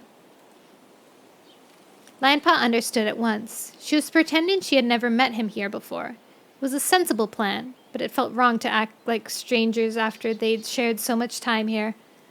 I found it a few days ago by accident, he lied. Hollypaw and Jaypaw were creeping out of the tunnel behind him. I was chasing a rabbit and it led me down a hole and I ended up in here. He flashed a warning glance at Hollypaw. Breezepaw's pelt bristled. These tunnels lead into ThunderClan territory as well? I didn't realize, Heatherpaw mewed, wide-eyed. I've only been as far as this cave before. What are you three doing here? Breezepaw demanded. Hollypaw patted in front of Lionpaw, lifting her chin. When we heard the kits went missing, Lionpaw guessed they might be in here. How did you know that there was another entrance in Wind Clan territory? Breezepaw flexed his claws. It was just a guess, Lionpaw shrugged. There are so many tunnels. They might lead to Shadow Clan territory as far as I know. Breezepaw stared at him. The damp, stuffy air was thick with mistrust. Is there any scent of kits in your tunnel? No. Hollypaw replied, her voice taut. We found their trail here, but it disappeared, Heatherpaw explained. Jaypaw had cautiously crept forward and was sniffing at the river. Its usual sleek surface was rippling as though blown by the wind, and dark water lapped over the edges, forming pools in the dimpled rock on the other side. Is the water always this high? He asked. Only after it's been raining, Heatherpaw answered. Does it get higher? Heatherpaw tipped her head to one side, puzzled. I don't think so. Lionpaw felt hot with embarrassment. Why did Jaypaw keep fussing about the rain? He wanted to find the kits and get out of here. Breezepaw paced around his clanmate. These intruders might as well go home, he mewed. We're looking for the kits. There's no need for them to help. He glared at Lionpaw. Why are you bothered about Wind Clan kits anyways? Hollypaw flicked her tail. There's gonna be a battle over them, or haven't you heard? Can we stop chatting and get on with the search? Breezepaw shot her an angry look. What about them? We may as well let them come with us, Heatherpaw mewed. How are we gonna carry 3 kits by ourselves? Before he could answer, she headed for the tunnel nearest to her. We have to find those kits before any of our clanmates get hurt. I agree. Hollypaw leaped at the wide river and glanced back at Jaypaw. The water is about 2 fox lengths wide, she told him. Jaypaw crouched, preparing to jump. Lionpaw could see his paws trembling. Let him make it. He tensed, ready to dive into the rushing water if he had to. But Jaypaw sprang high over the river, clearing it with a tail length to spare. As Lionpaw jumped after him, Heatherpaw ducked out of the tunnel she had been sniffing. They haven't been this way. Lionpaw crept into another dark opening, tasting the air. No scent. This way! Jaypaw was crouching in front of a narrow entrance, his whiskers twitching. Hollypaw pushed past him and peered at the ground. He's right! There's a paw print. Lionpaw squeezed past her to look. Sure enough, There on the silty ground was tiny fresh print. They went this way. He glanced up and met Heatherpaw's gaze. Fear glittered in her hazy blue eyes. Oh, Linepaw, she whispered. What have we done? Hi, Retsu! Hey, the Warriors! I own the first of that series and haven't read it yet. Really? You own the first of the series, but you haven't read it? You should definitely read it. Even though it's meant for, youth, middle schoolers, I'd say, around then. I mean, you could be a middle schooler, I don't know. But if you're not, it's a really quick read. It's fast, it's quick, it's easy. It makes your brain happy because you're reading something. And usually, I find that people these days, we don't get... No chips! I'm sorry! The Ranger's Apprentice was a series made for use, but it's one of my favorites. Oh. Yeah, that's me with Warriors for sure. I love Warriors. We've read 11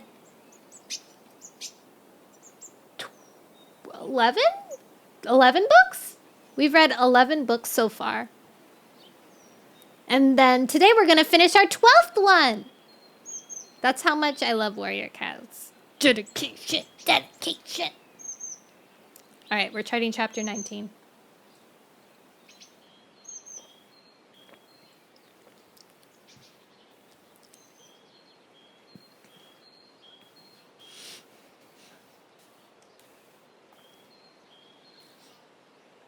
I'll go first.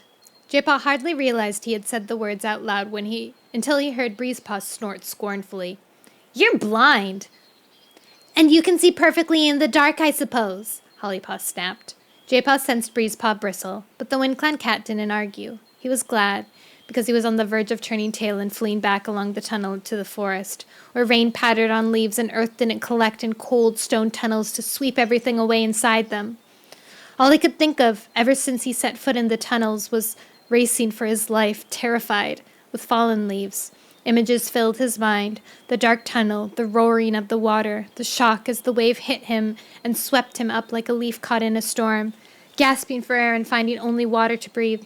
Don't think about it. At least this time there would be no glimmers of light to distract him. Instead, he could focus on his instincts. Linepaw stepped out of the way to let Jaypaw pass. As Jaypaw brushed past him, he felt relief flooding from his brother's pelt. He thinks I'll do better in the dark than he will. I hope he's right. Cold air blasted over him, making his whiskers tremble. But the breeze carried something else, whispers he felt rather than heard, flooding from deep inside the tunnels like the pulsing of blood in his veins. He padded into the tunnel, feeling the darkness swallow him up. This wasn't the darkness he was used to. Blind in the forest, he could feel the warmth of the sun on his pelt, smell the fresh tangs of flavor in the air, hear the wind that rustled the leaves. This darkness was suffocating, musty, and cold, pressing against his fur and filling his nose and mouth. Nothing but blackness, thick as fur, soft as water, drawing him in. The rock beneath his paws was covered in fine silt, the walls so narrow they grazed his pelt as he crept slowly forward. Can't you go any faster? Breezepaw's mew was as jagged as the walls. Shh! He tried to block out the fear pulsing from the other cats, and padded on. Feeling the path slope downwards, the tunnel widen. Cold air jabbed his pelt as they passed under a slit in the roof. Was this really the right way? The draft following the tunnel, like water, carried no kit scent, only forest air seeping fissures into the roof. Suddenly, a pelt brushed his flank. Jaypaw bristled. I'm leading, Breezepaw! He barged the cat away. What are you talking about? I'm back here! Breezepaw snapped from behind. Hollypaw's nose brushed his tail tip. There's no one near you, Jaypaw. Surprised, Jaypaw tasted the air. A new scent bathed his tongue. Not a cat scent, but still faintly familiar. He tasted the air again, his pelt prickling with unease as the other cat pressed against him, matching him step for step. I will walk with you, my friend, as you once walked with me, the voice whispered in his ear. Fallen leaves! Jaypaw's heart lurched. The memory of a great black wave engulfing him made him stop dead. He fought the urge to turn and run, to pelt back to the cave and the forest and the safety of the open sky. I could not leave you here to walk alone when you walked with me like a brother. J-Pop blinked, trying to see. Am I dreaming? No, Fallen Leaves whispered. I've come to help. I know where the kits are. Why have we stopped? Breezepaw's mewed crossly from behind. Hollypaw's nose flicked J-Paw's tail. Are you okay? Fine, he told her. Then he lowered his mew to less than a whisper, breathing the words so that only Fallen Leaves could hear. Have you seen them? I know where they are. Fallen Leaves pressed his pelt to J-Paw, urging him forward. But we must hurry. J-Paw resisted. Why should I trust you? You couldn't even get yourself out of these tunnels. I have walked them ever since, Fallen Leaves murmured sadly, and I know them better than the moors above us. J-Paw steadied his breath. You've really seen the kits? They are alive, but they are cold. We must hurry. Instinct alone might not be enough down here. Touching his tail to Fallen Leaves' flank, J-Paw let the tom guide him forward into a tunnel that branched to one side. The passage sloped steeply down. J-Paw's pad slipped on the floor. The rock was slick with rain. Are you sure you know where you're going? Breezepaw called. Can you still smell them? Linepaw asked anxiously. They went this way, J-Paw replied. Fallen Leaf swerved again, nudging him towards another tunnel. Duck, he warned. J-Paw dipped his head just in time, squeezing through a shallow gap. Keep down, he warned his clanmates as he wriggled beneath a passing rock. The gap grew longer. The gap grew lower and lower until he was scrabbling on his belly. This feels like a dead end, Hollypaw panted as she squeezed after them. It opens up in just a moment, Fallen Leaves promised in J-Paw's ears. J-Paw smelt the sweet scent of heather and felt rain on his face. There must be an opening in the roof ahead. He slithered out of the gap, relieved to feel space around him. Which way now? Heatherpaw's fur brushed the rock as she squirmed out after him. There are 3 tunnels. J-Paw tasted the air, but there was no scent of the kits. This way, Fallen Leaves whispered. J-Paw felt his whiskers brush rock on either side as he let Fallen Leaves guide him into another tunnel. How do you know we're going the right way? Breezepaw's mew was sharp, but J-Paw could sense the panic throbbing beneath his pelt. It came from every cat, filling the darkness with a suffocating dread that J-Paw tried to block from his mind. I can smell them, he lied. He mustn't let their fear overwhelm him. Listen to Fallen Leaves. The tunnel twisted and veered upwards, then widened. Air filtered through, a gap overhead. The patter of paw steps slowed behind him. I knew it was a dead end, Heatherpaw sighed, stopping. J-Paw halted. A boulder was blocking the tunnel ahead. He sensed its unyielding bulk. We'll never get past that, Breezepaw mewed. Rain pounded overhead, dripping through the gap into the tunnel and echoing off the rocks as J-Paw sniffed the wet stone. He ran his nose along the boulder, following its smooth contours until his whiskers touched the tunnel wall. A tiny gap opened between the boulder and wall, too small to squeeze through. Now what? Breezepaw snapped. Do you think you can lead us back? He didn't sound convinced. Or did you just bring us here to show us this boulder? Let me guess, it's a special StarClan boulder and it's going to tell us where the kits are. Shut up! Heatherpaw hissed at her clanmates. Why?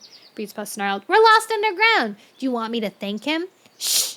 Hollypaw mewed suddenly. I'll say what I like, Breezepaw retorted. Just because he's your brother. I can hear something, Hollypaw hissed. What is it? Lionpaw's pelt was tingling with excitement. J-Paw strained to hear. A tiny squeaking sound, just louder than the rain, echoed ahead of him. The kits? Anyone there? He called. The squeak turned into an excited mewling. They were behind the boulder. J-Paw felt Fallen Leaves breathe in his ears. I told you I'd help you find them. I think I can climb over it, Lionpaw mewed. J-Paw heard claws scrabbling against the stone as his brother clambered over the boulder. Shallow water splashed faintly as he dropped down to the other side. They're here! His joyful mew echoed around the tunnel. More claws scraped against the rock as Hollypaw, Heatherpaw, and Breezepaw scrambled over to join him. Thanks, StarClan, we found you, Heatherpaw purred. Paws splashed and a frightening mew answered her. We couldn't climb back over. We thought we were stuck forever. We'll take you home, Breezepaw reassured him. Come on, Swallowkit, Heatherpaw urged. Tiny claws scraped some stone and a soggy bundle of fur slid clumsily down onto the ground beside J-Paw. Are you okay? He asked. The rain was pounding harder. They had to get out quick. I'm fine, but... Breezepaw Mew interrupted her. Your turn, Sagekit. Fur brushed a rock, and another kit thudded lightly on the floor. Jaypaw reached out his nose to the newest arrival. Are you hurt? No. Jaypaw swept the two kits together with his tail, pressing their sodden pelts to warm them. Breezepaw landed beside him. Jaypaw stiffened. He was holding the third kit in his paw. She was barely breathing, and when Breezepaw laid her on the ground, she didn't move. Thistlecit went to sleep and now she won't wake up, Swallowkit wailed. Jaypaw pushed the trembling kits against Breezepaw and crouched beside the limp, wet body at his feet. She was cold, shivering with small convulsions. Jaypaw began to massage her body with his paws, trying to rub some warmth into her pelt. Heatherpaw slithered back over the boulder. Is she okay? Help Breezepaw warm the other two, Jaypaw ordered. We're hungry. Sagekit Mew was muffled by Heatherpaw's fur. It serves you right for wandering off, Heatherpaw scolded. She sounded cross, but Jaypaw could feel her fearful gaze jabbing his pelt as he worked on Thistlecit. Rain dripped down harder through the gap in the roof. The silt had turned into slimy mud around his paws. He rubbed Thistlecit more urgently. He had to get out of here. Linepaw and Hollypaw leaped down from the boulder. Do you know the way out? Swallowkit asked, trembling. Of course we do, Breezepaw declared. We found our way in, didn't we? Getting out'll be even easier. He doesn't believe that. We'll get out, Jaypaw mewed softly. He waited for Fallen Leaves to whisper encouragement, but only felt the quiver of the young Tom's tail against his flank. Thistlecit began to cough and fidget beneath his paws. Warmth was seeping back into her body. She struggled to her paws. You found us, she gasped. Hollypaw folded herself around the shivering kit. Did you think we'd leave you in this horrible place? Surprise pulsed from the kit. You're from ThunderClan. We've been helping your clanmates find you, Hollypaw explained. You've caused a lot of trouble, Breezepaw growled. Linepaw's tail swished over the rock. We can worry about that once we're out. A noise like rushing air suddenly filled the tunnels. The rain's getting harder, Hollypaw mewed. That's not rain, Linepaw murmured. It's coming from inside the tunnels. Inside? Sagekit squeaked. What is it? Breezepaw demanded. Jaypaw felt sick. He knew what it meant. The river is overflowing. Linepaw darted to Jaypaw's side, pelt bristling with alarm. How do you know? Jaypaw closed his eyes. I've heard it before. The tunnels are going to flood. Energy exploded from Linepaw. We've got to get out of here! Swallowkit squealed as he snatched her up in his jaws. Breezepaw, Heatherpaw, take the other two, he hissed out of the corner of his mouth. I'll lead, Jaypaw mewed. He had brought them here. He had to get them out. He pelted back along the tunnel, fur brushing stone and claws skittering after him. Fallen Leaves fell in beside him and matched the rhythm of his stride. You've got to get us back to the cave, Jaypaw hissed. I will, Fallen Leaves promised. The young Tom's paws made no sound on the tunnel floor as they raced onward, but his felt was hot with fear and his mind flashed with memories that echoed in Jaypaw's mind, paws churning through the muddy water, struggling against currents too strong to fight, gasping for air and finding only water, disbelief as the world closed in and life ebbed from his body. He's remembering how we drowned. Jaypaw pushed on harder, ducking just in time to squirm under the low roof. He wriggled forward, the rock scraping his spine, his claws splintering against the stone. Struggling out the other side, he paused, waiting until he heard the others emerge. The kit squealed with fear and pain as they were dragged over the rough stone. Nearly there, Jaypaw encouraged. The tunnel was sloping upward now. Water washed his paws. One more twist, another turn. He could smell the scent of fresh air. He burst into the cave, hope springing into his belly. We made it! He could feel Fallen Leaves tremble with relief beside him. Ahead, the river was roaring. Linepaw shot out behind him. Take Swallowkit! He thrust the kit at Jaypaw. Jaypaw snatched her in his teeth. What's he doing? Hollypaw exploded from the tunnel with Heatherpaw and Breezepaw. Jaypaw heard water splash as Linepaw plunged into the river. Linepaw! He howled, dropping Swallowkit. He strained to hear over the roaring of the water. Can you see him? He begged Hollypaw. He's swimming. He's crazy. Breezepaw gasped. I'm okay. Linepaw coughed as he struggled, splashing from the far side of the river. How are we going to get the kits across? Heatherpaw called. There's no point, Linepaw yowled back. The tunnel's blocked. Panic edged his mew. The rain has washed soil into the entrance. There's too much to dig out. What about our tunnel? Heatherpaw called. Breezepaw bounded away as Linepaw splashed back across the river. Block 2. Boulders have fallen from the roof. Breezepaw called from the WindClan tunnel. It's like a waterfall in here. We'll never get the kids up it. We have to try, Heatherpaw screeched. I don't think there's enough space at the top to get through, Breezepaw argued. Fear made him angry. If a kid got swept down over the rocks, it might die. We need to do something, Hollypaw yowled.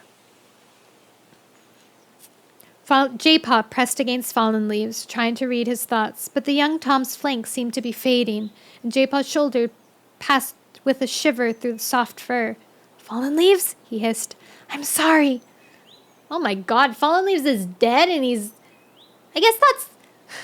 Okay, I appreciate that this dead cat isn't claiming to be all-knowing like StarClan. He's just like, sorry, I'm out. I can't help you anymore. Peace out.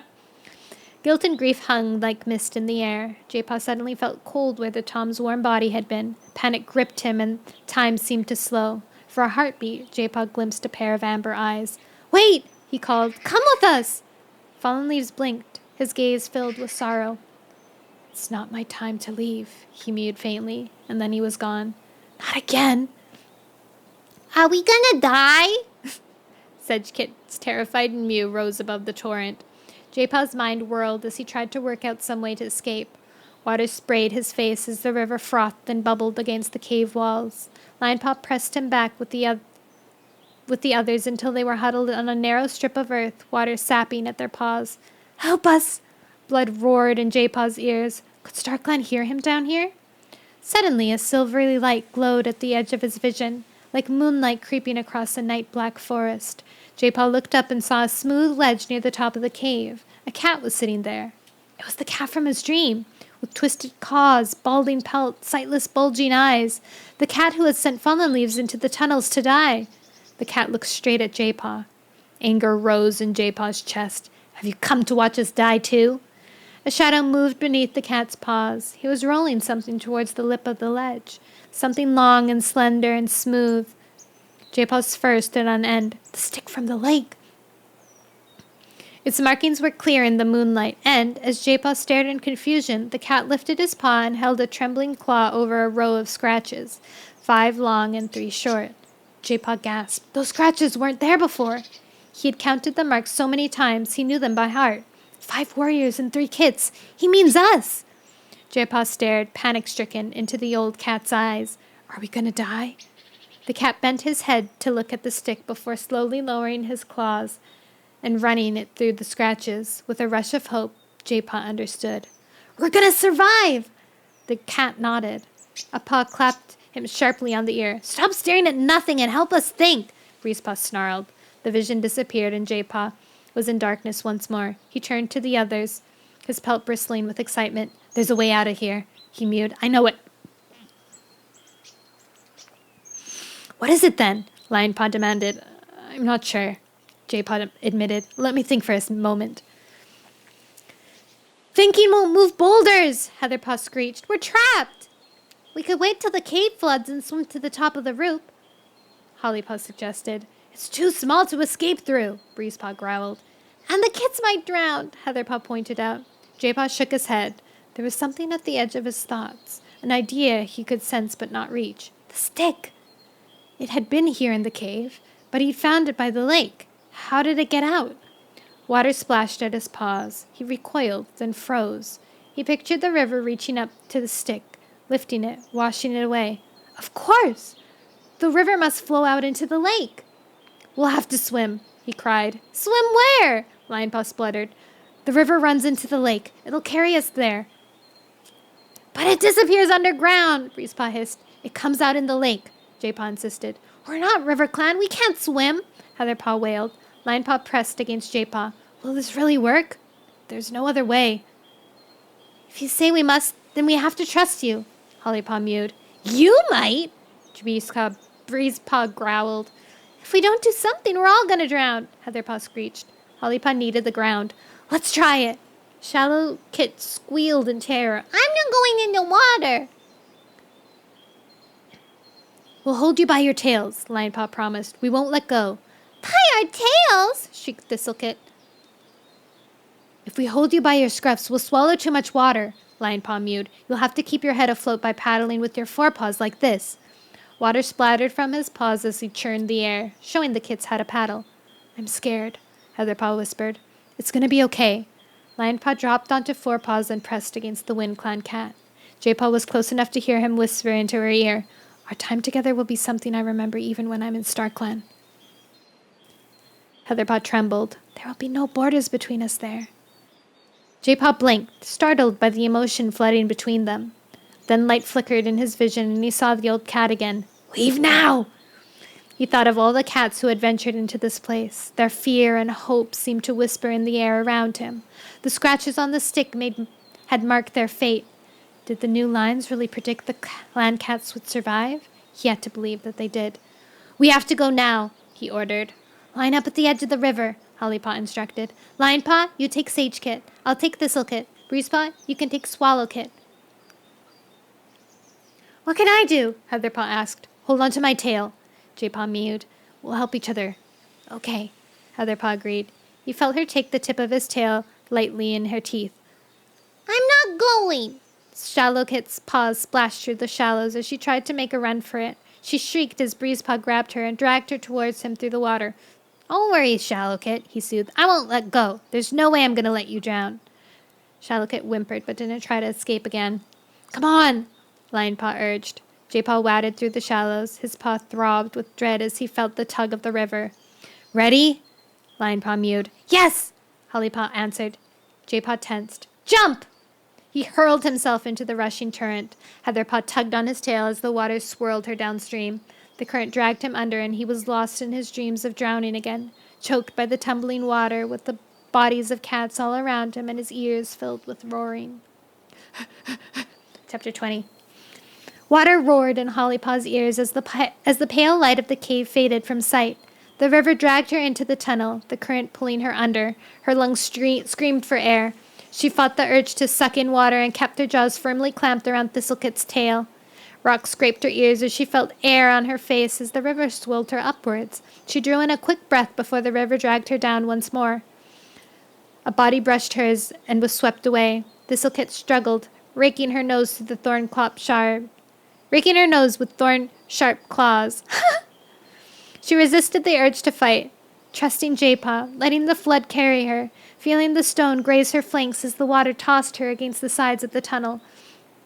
The roaring grew louder till she thought her ears would burst. Then peace.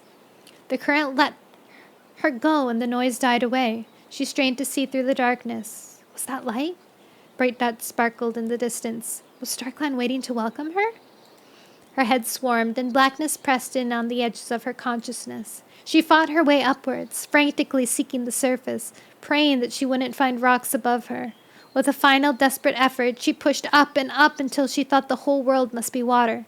Suddenly, she burst through the surface of the lake, startled by the chill of the wind as it swept her face and filled her nose and ears. They had made it! She gasped and spluttered, drawing in lungful after lungful of cold, wonderful air, blinking water from her eyes.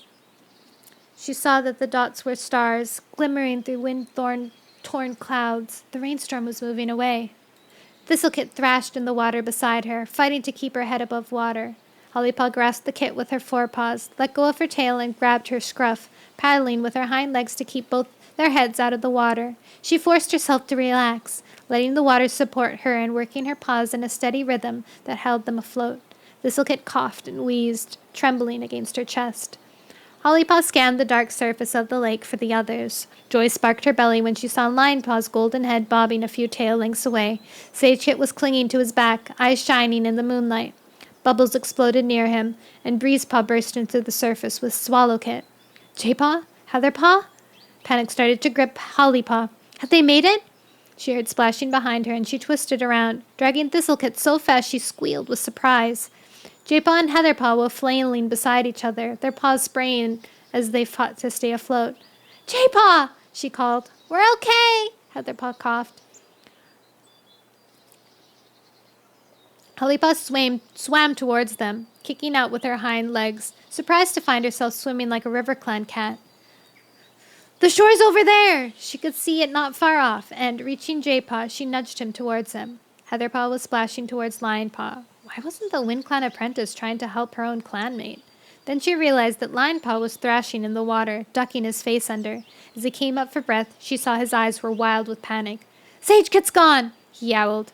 Heatherpaw dived beneath the surface. Hollypaw held her breath, treading water as Lionpaw ducked under again. Had the current dragged the kit back down into the black, bottomless water? Suddenly, Heatherpaw bobbed up, Sage Kit between her jaws. The kit's paws flapped wildly. He was alive! Lionpaw broke the surface, his eyes lighting as he saw Sage Kit. He swam to Heatherpaw's side and grasped the kit's tail between his teeth, and together they headed for the shore. Hollypaw swam beside Jaypaw, casting an eye back to make sure Breezepaw was still managing.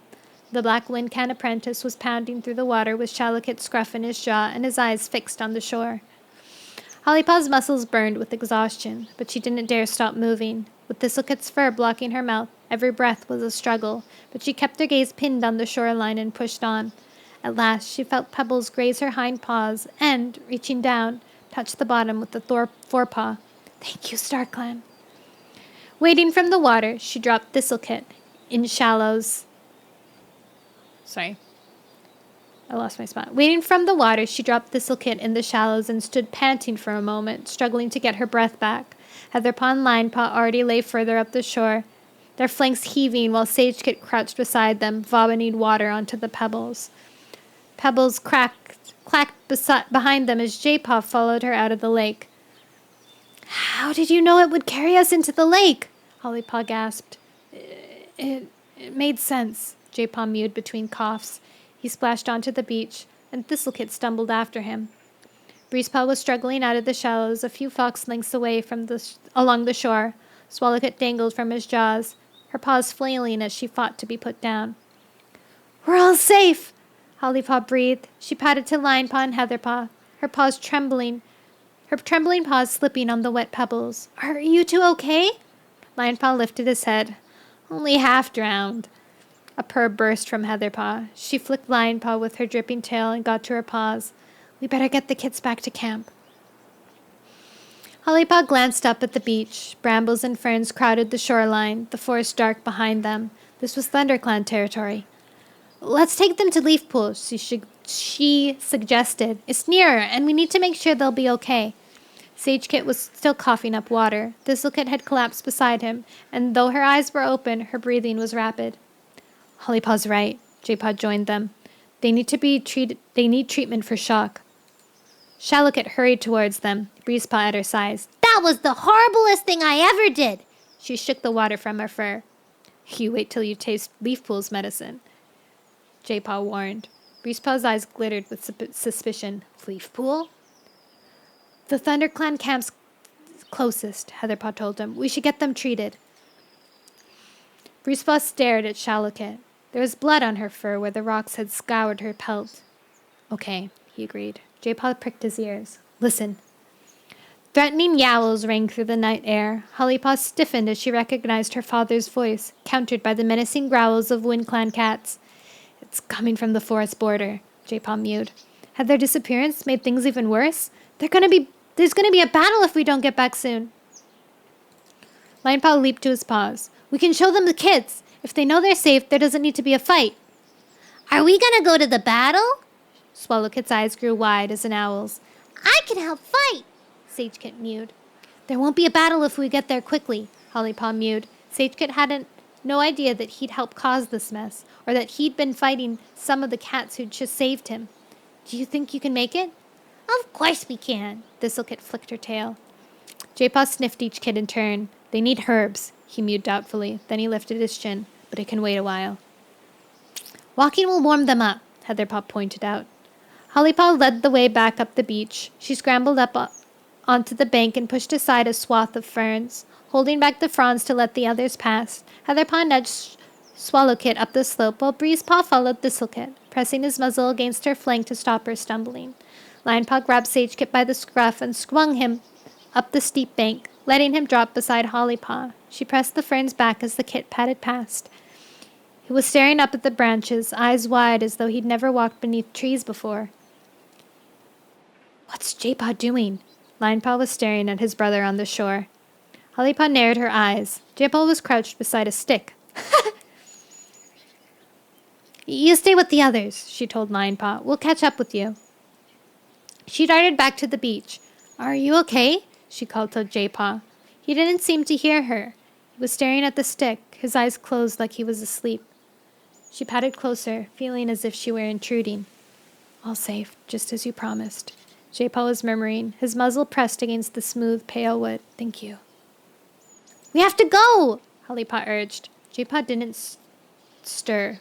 Go carefully, fallen leaves, he whispered. I hope you find your own way out one day. Come on, Jaypaw! You must hurry! Come on, Jaypaw! They must hurry. The yowls from the bad border were growing fiercer. Jaypaw had lifted his head. I'm coming. He left the stick and padded to her side. What were you doing? It's not important, Jaypaw replied, turning his sightless eyes on her. Hollypaw knew him well enough to guess that it was. Sometimes she wished she understood Jaypaw better. Linepaw was easy. His friendship with Heatherpaw had broken the warrior code, but there was no mystery in his liking the pretty WindClan cat. But Jaypaw seemed to be guided by invisible paws, as though he walked in a secret world she could never be part of. They caught up with the others. Hollypaw's chest ached, and her paws felt raw after the journey through the tunnels.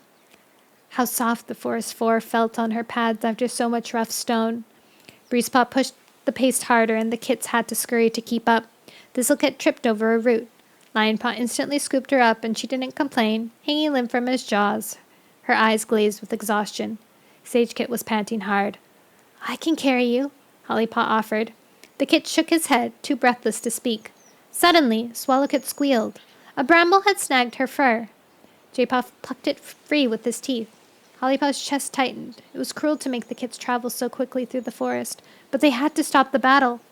We're nearly there, she mewed. The ground sloped down, and Breezepaw broke into a run. SageKit and Swallowkit skittered after him. An angry yowl echoed from the forest ahead. I told you! We don't have your kits!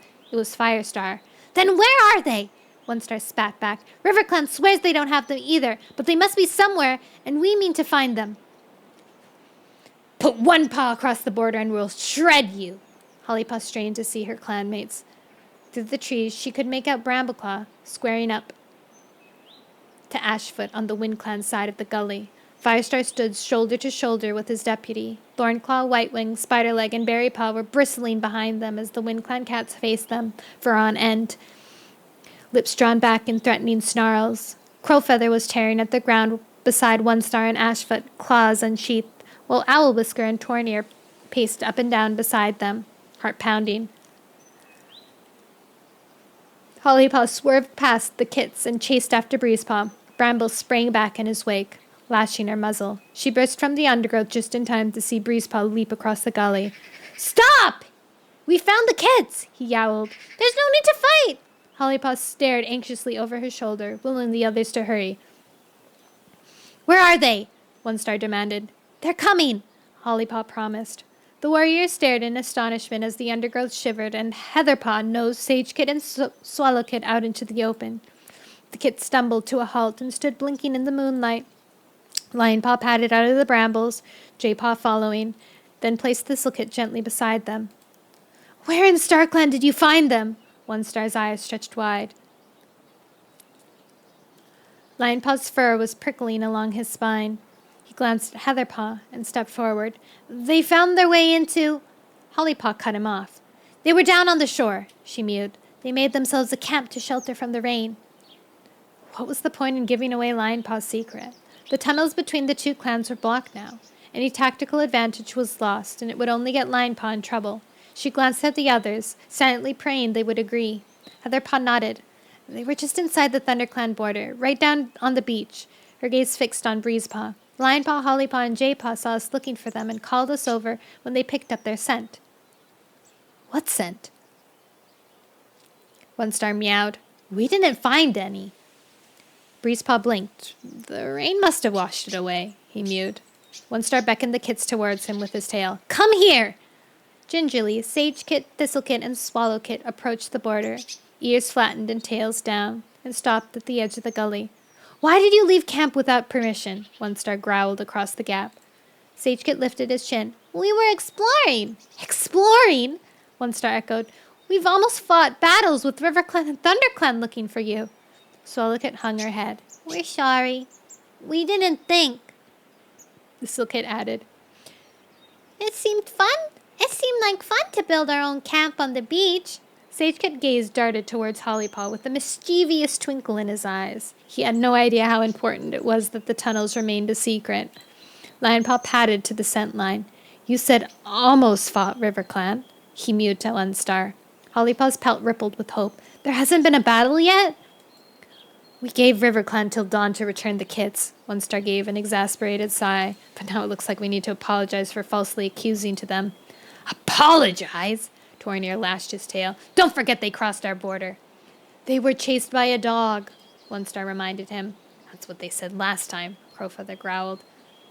I smelled the dog scent myself, One Star snapped. We have to trust what our eyes and ears tell us. Crowfeather bristled. But they still might invade. One Star narrowed his eyes, or they might return to their old camp as they've promised. We'll find out at the next gathering. Until then, we patrol our borders as usual, and if we see that dog, we'll teach it to stay in its own land. Hollypaw felt weak with relief. The threat of battle was over. The WindClan kits were safe. She noticed Firestar staring at her. It looks like you were right, Hollypaw, he meowed. She dipped her head. It was never about being right, she mewed. Brambleclaw ran his tail along her flank. You look exhausted. We should get you all home. Yes, One Star agreed. He hopped across the border and lifted the kits, one by one, over the gully. I'm sorry that our kits caused so much trouble. We have kits of our own, Firestar replied, a hint of warmth in his voice, so we know what it's like. Tornir snorted and grabbed Thistlekit by the scruff. He turned sharply and padded away through the trees. Owlwhisker picked up Swallowkit while Crowfeather lifted Sedgekit. Thanks for bringing us back, Sedgekit squealed as he was carried away. Brambleclaw glanced at Jaypaw, who was hanging back beside the undergrowth. Are you okay? I'm fine, Jaypaw assured him. He began to wash his tail. Hollypaw blinked. Didn't he care they had stopped the battle? It was as though his quest had ended the moment they'd left the lake.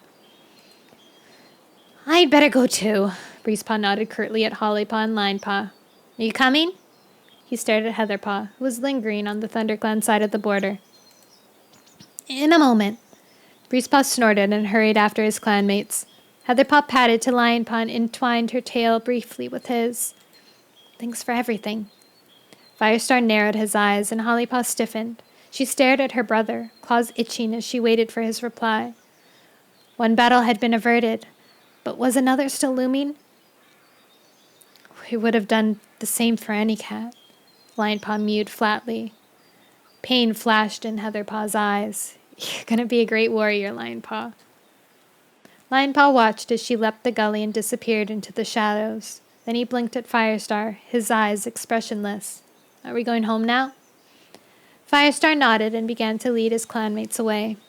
Hollypaw dug her claws into the soft, wet earth. Lionpaw had learned his lesson. The warrior code was more important than any friendship. It guided their paws in everything, and it stopped more battles than it started. Jaypaw could get away with testing the code's limits. He had his own mysterious relationship with StarClan, but she and Lionpaw were warriors. Without the code, they were nothing. I'm not a medicine cat anymore. I can't be friends with Littlepaw, not like we used to be. Obeying the warrior code is all that matters. If we do that, the clans will be safe. Muscles aching and paws weary, she followed her clanmates into the forest. She could sleep soundly tonight. Oh my god, there's another chapter? Chapter 21! I think this is the last one, though. Lionpaw's muscles still hurt from the race. Oh, wait, hold on. Let me just read something.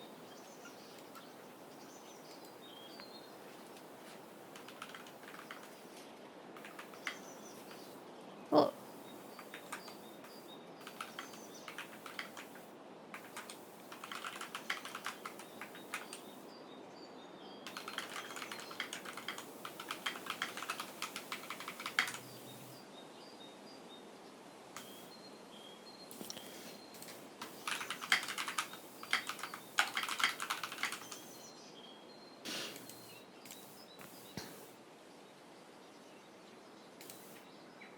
All right. Chapter 21. Lionpaw's muscles still hurt from the race through the tunnels and the long swim to the shore, but he couldn't rest in the den any longer. He had slept till midday, and Ashfur had refused to take him training until he had another good night's sleep. But Lionpaw's heart ached to the point of making him fidget and shuffle his paws in the dried-up moss in his nest. Finally, he gave up trying to get comfortable and pushed his way through the barrier of thorns into the forest. You need to stretch your legs. Brooke's muse surprised him. Linepaw had been lost in thought as he padded out of the camp entrance. The evening sun was glittering through the trees as it sank down towards the horizon. I'm bored with resting, Linepaw told her. You look better, she commented. Last night you looked like you'd been as far as the mountains and back. Linepaw looked at his paws. The kits were hard to find. But you found them, Brooke reminded him. Yes, Linepaw murmured. He began to pad up the slope, treeward. I'll watch for you, Brooke called after him. I won't be long, Lionpaw promised. He headed for the tunnel entrance, weaving slowly through the trees. As he saw the brambles that guarded the tunnel entrance, the pang in his belly grew stronger. He wriggled beneath the prickly branches and climbed the slope, pausing in front of the small burrow where Heatherpaw had once called to him. He imagined her now, her blue eyes shining with excitement. He would never see her again in that way. As a friend, as a fellow member of Dark Clan with their own hidden territory. He couldn't have all that and still be a loyal ThunderClan warrior. He closed his eyes, imagining he could still smell her scent drifting from the tunnel entrance. He knew that was impossible. A mudslide blocked the way now. It marked the end of the most precious friendship he'd ever known. Goodbye, Heatherpaw, he whispered into the tunnel, hoping the wind would carry his words through the darkness, picturing her waiting at the other end. There will be no borders between us and StarClan. He remembered the moment they'd shared in the tunnels when he thought they might die. The intensity of it still throbbed in his paws. How could he turn his back on their friendship? He had to. So must she. A half moon hung in the sky as Lionpaw headed home through the shadowy forest as they slowly began to unfurl bright new leaves. Fur brushed his flank. Lionpaw jumped, tail bristling. We're proud of you. Tigerstar's mew drifted on the evening air. Lionpaw turned his head and saw the dark warrior's shimmering outline and his amber eyes glowing in the twilight. A second pelt brushed his other flank, Hot Frost. You made the right choice, the tabby warrior told him. He nudged Lionpaw with his shoulder, and Lionpaw shivered at his ghostly touch. I've lost my best friend, he murmured. I never thought I would feel so empty. Friendship is worthless, Tigerstar growled. You have learned an important lesson, one that I could never have taught you. But I will teach you much more. There'll come a day when you'll be so powerful, you'll have no need of friends. And when that day comes, I promise you will never regret that you chose to be a warrior. The end! Yahoo! We did it! Holy moly! That got intense, right? Oh my god, I thought I was so sure one of the kits was gonna die in there. I actually thought that the tunnels lasted longer than that, but they didn't. Huh. Water crossing was stress. They set that up really well with jaypaw drowning with fallen leaves. But also, if you think about that, the way that they wrote that implies that with the stick, jaypaw was like essentially traveling back in time. And like, or forward in time. Who knows? Maybe it's in the future.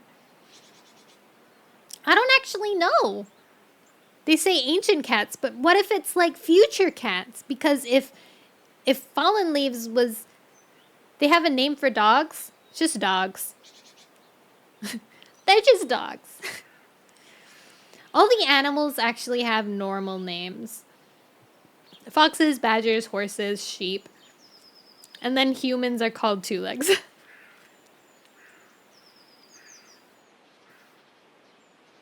Yeah, they're the two legs. Or the no furs. Depends. changes per cat. But yeah, because it like implies like Fallen Leaves visited when Fallen Leaves was guiding Jaypaw. He was saying like, I'm gonna guide you as you were with me, you know, like as if Jaypaw was actually there in that exact moment that Fallen Leaves died, traveling through time and space, implicating that. I never actually caught that when I first read it, that implication. Interesting. Like, he obviously doesn't have influence, but he can be there, potentially with him. And Fallen Leaves can be with him, except he's dead. Like, we know that... It's weird because it's like, we know Jaypaw was alive when he was visiting Fallen Leaves, but Fallen Leaves was dead when he was visiting Jaypaw, and he was stuck in the tunnels, or he has been stuck in the tunnels. That's sad, though. Imagine being stuck in tunnels for like the rest of your life. I wonder if there are other dead cats with Fallen Leaves, because he wasn't the only cat to die in the tunnels, right? There were other cats that died. So are they stuck in the tunnels too? These are questions.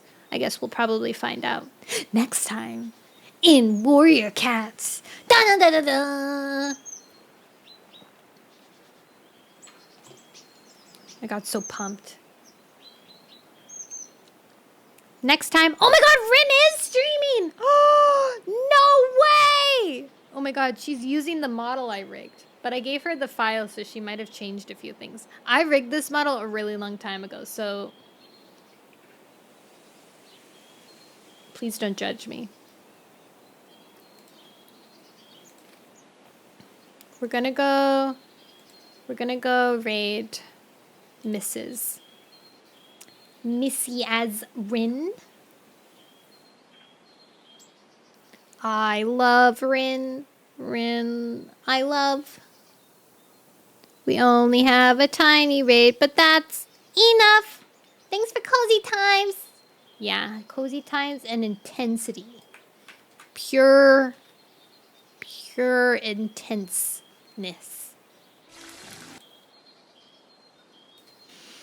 Fluff. All right, I should go to the ending screen. Where's my ending screen? Oh, there it is. Boom, boom. Ba-da-bum. Oh my god, she's drawing me! What is she doing? The heck? Baffling. I'm seeing spoilers right now. It's drawing time! Okay, guys, I don't know when I'll see you again? Question mark? Maybe tomorrow? I don't know. We'll see. I love you guys. I'll see you. Bye-bye. I'm gonna do it. I'm gonna dedicate myself. I'm gonna get a schedule. I'm gonna do what Fia does. I've been inspired. Yes. All right, guys. Tell Rin she's cool. Okay, bye!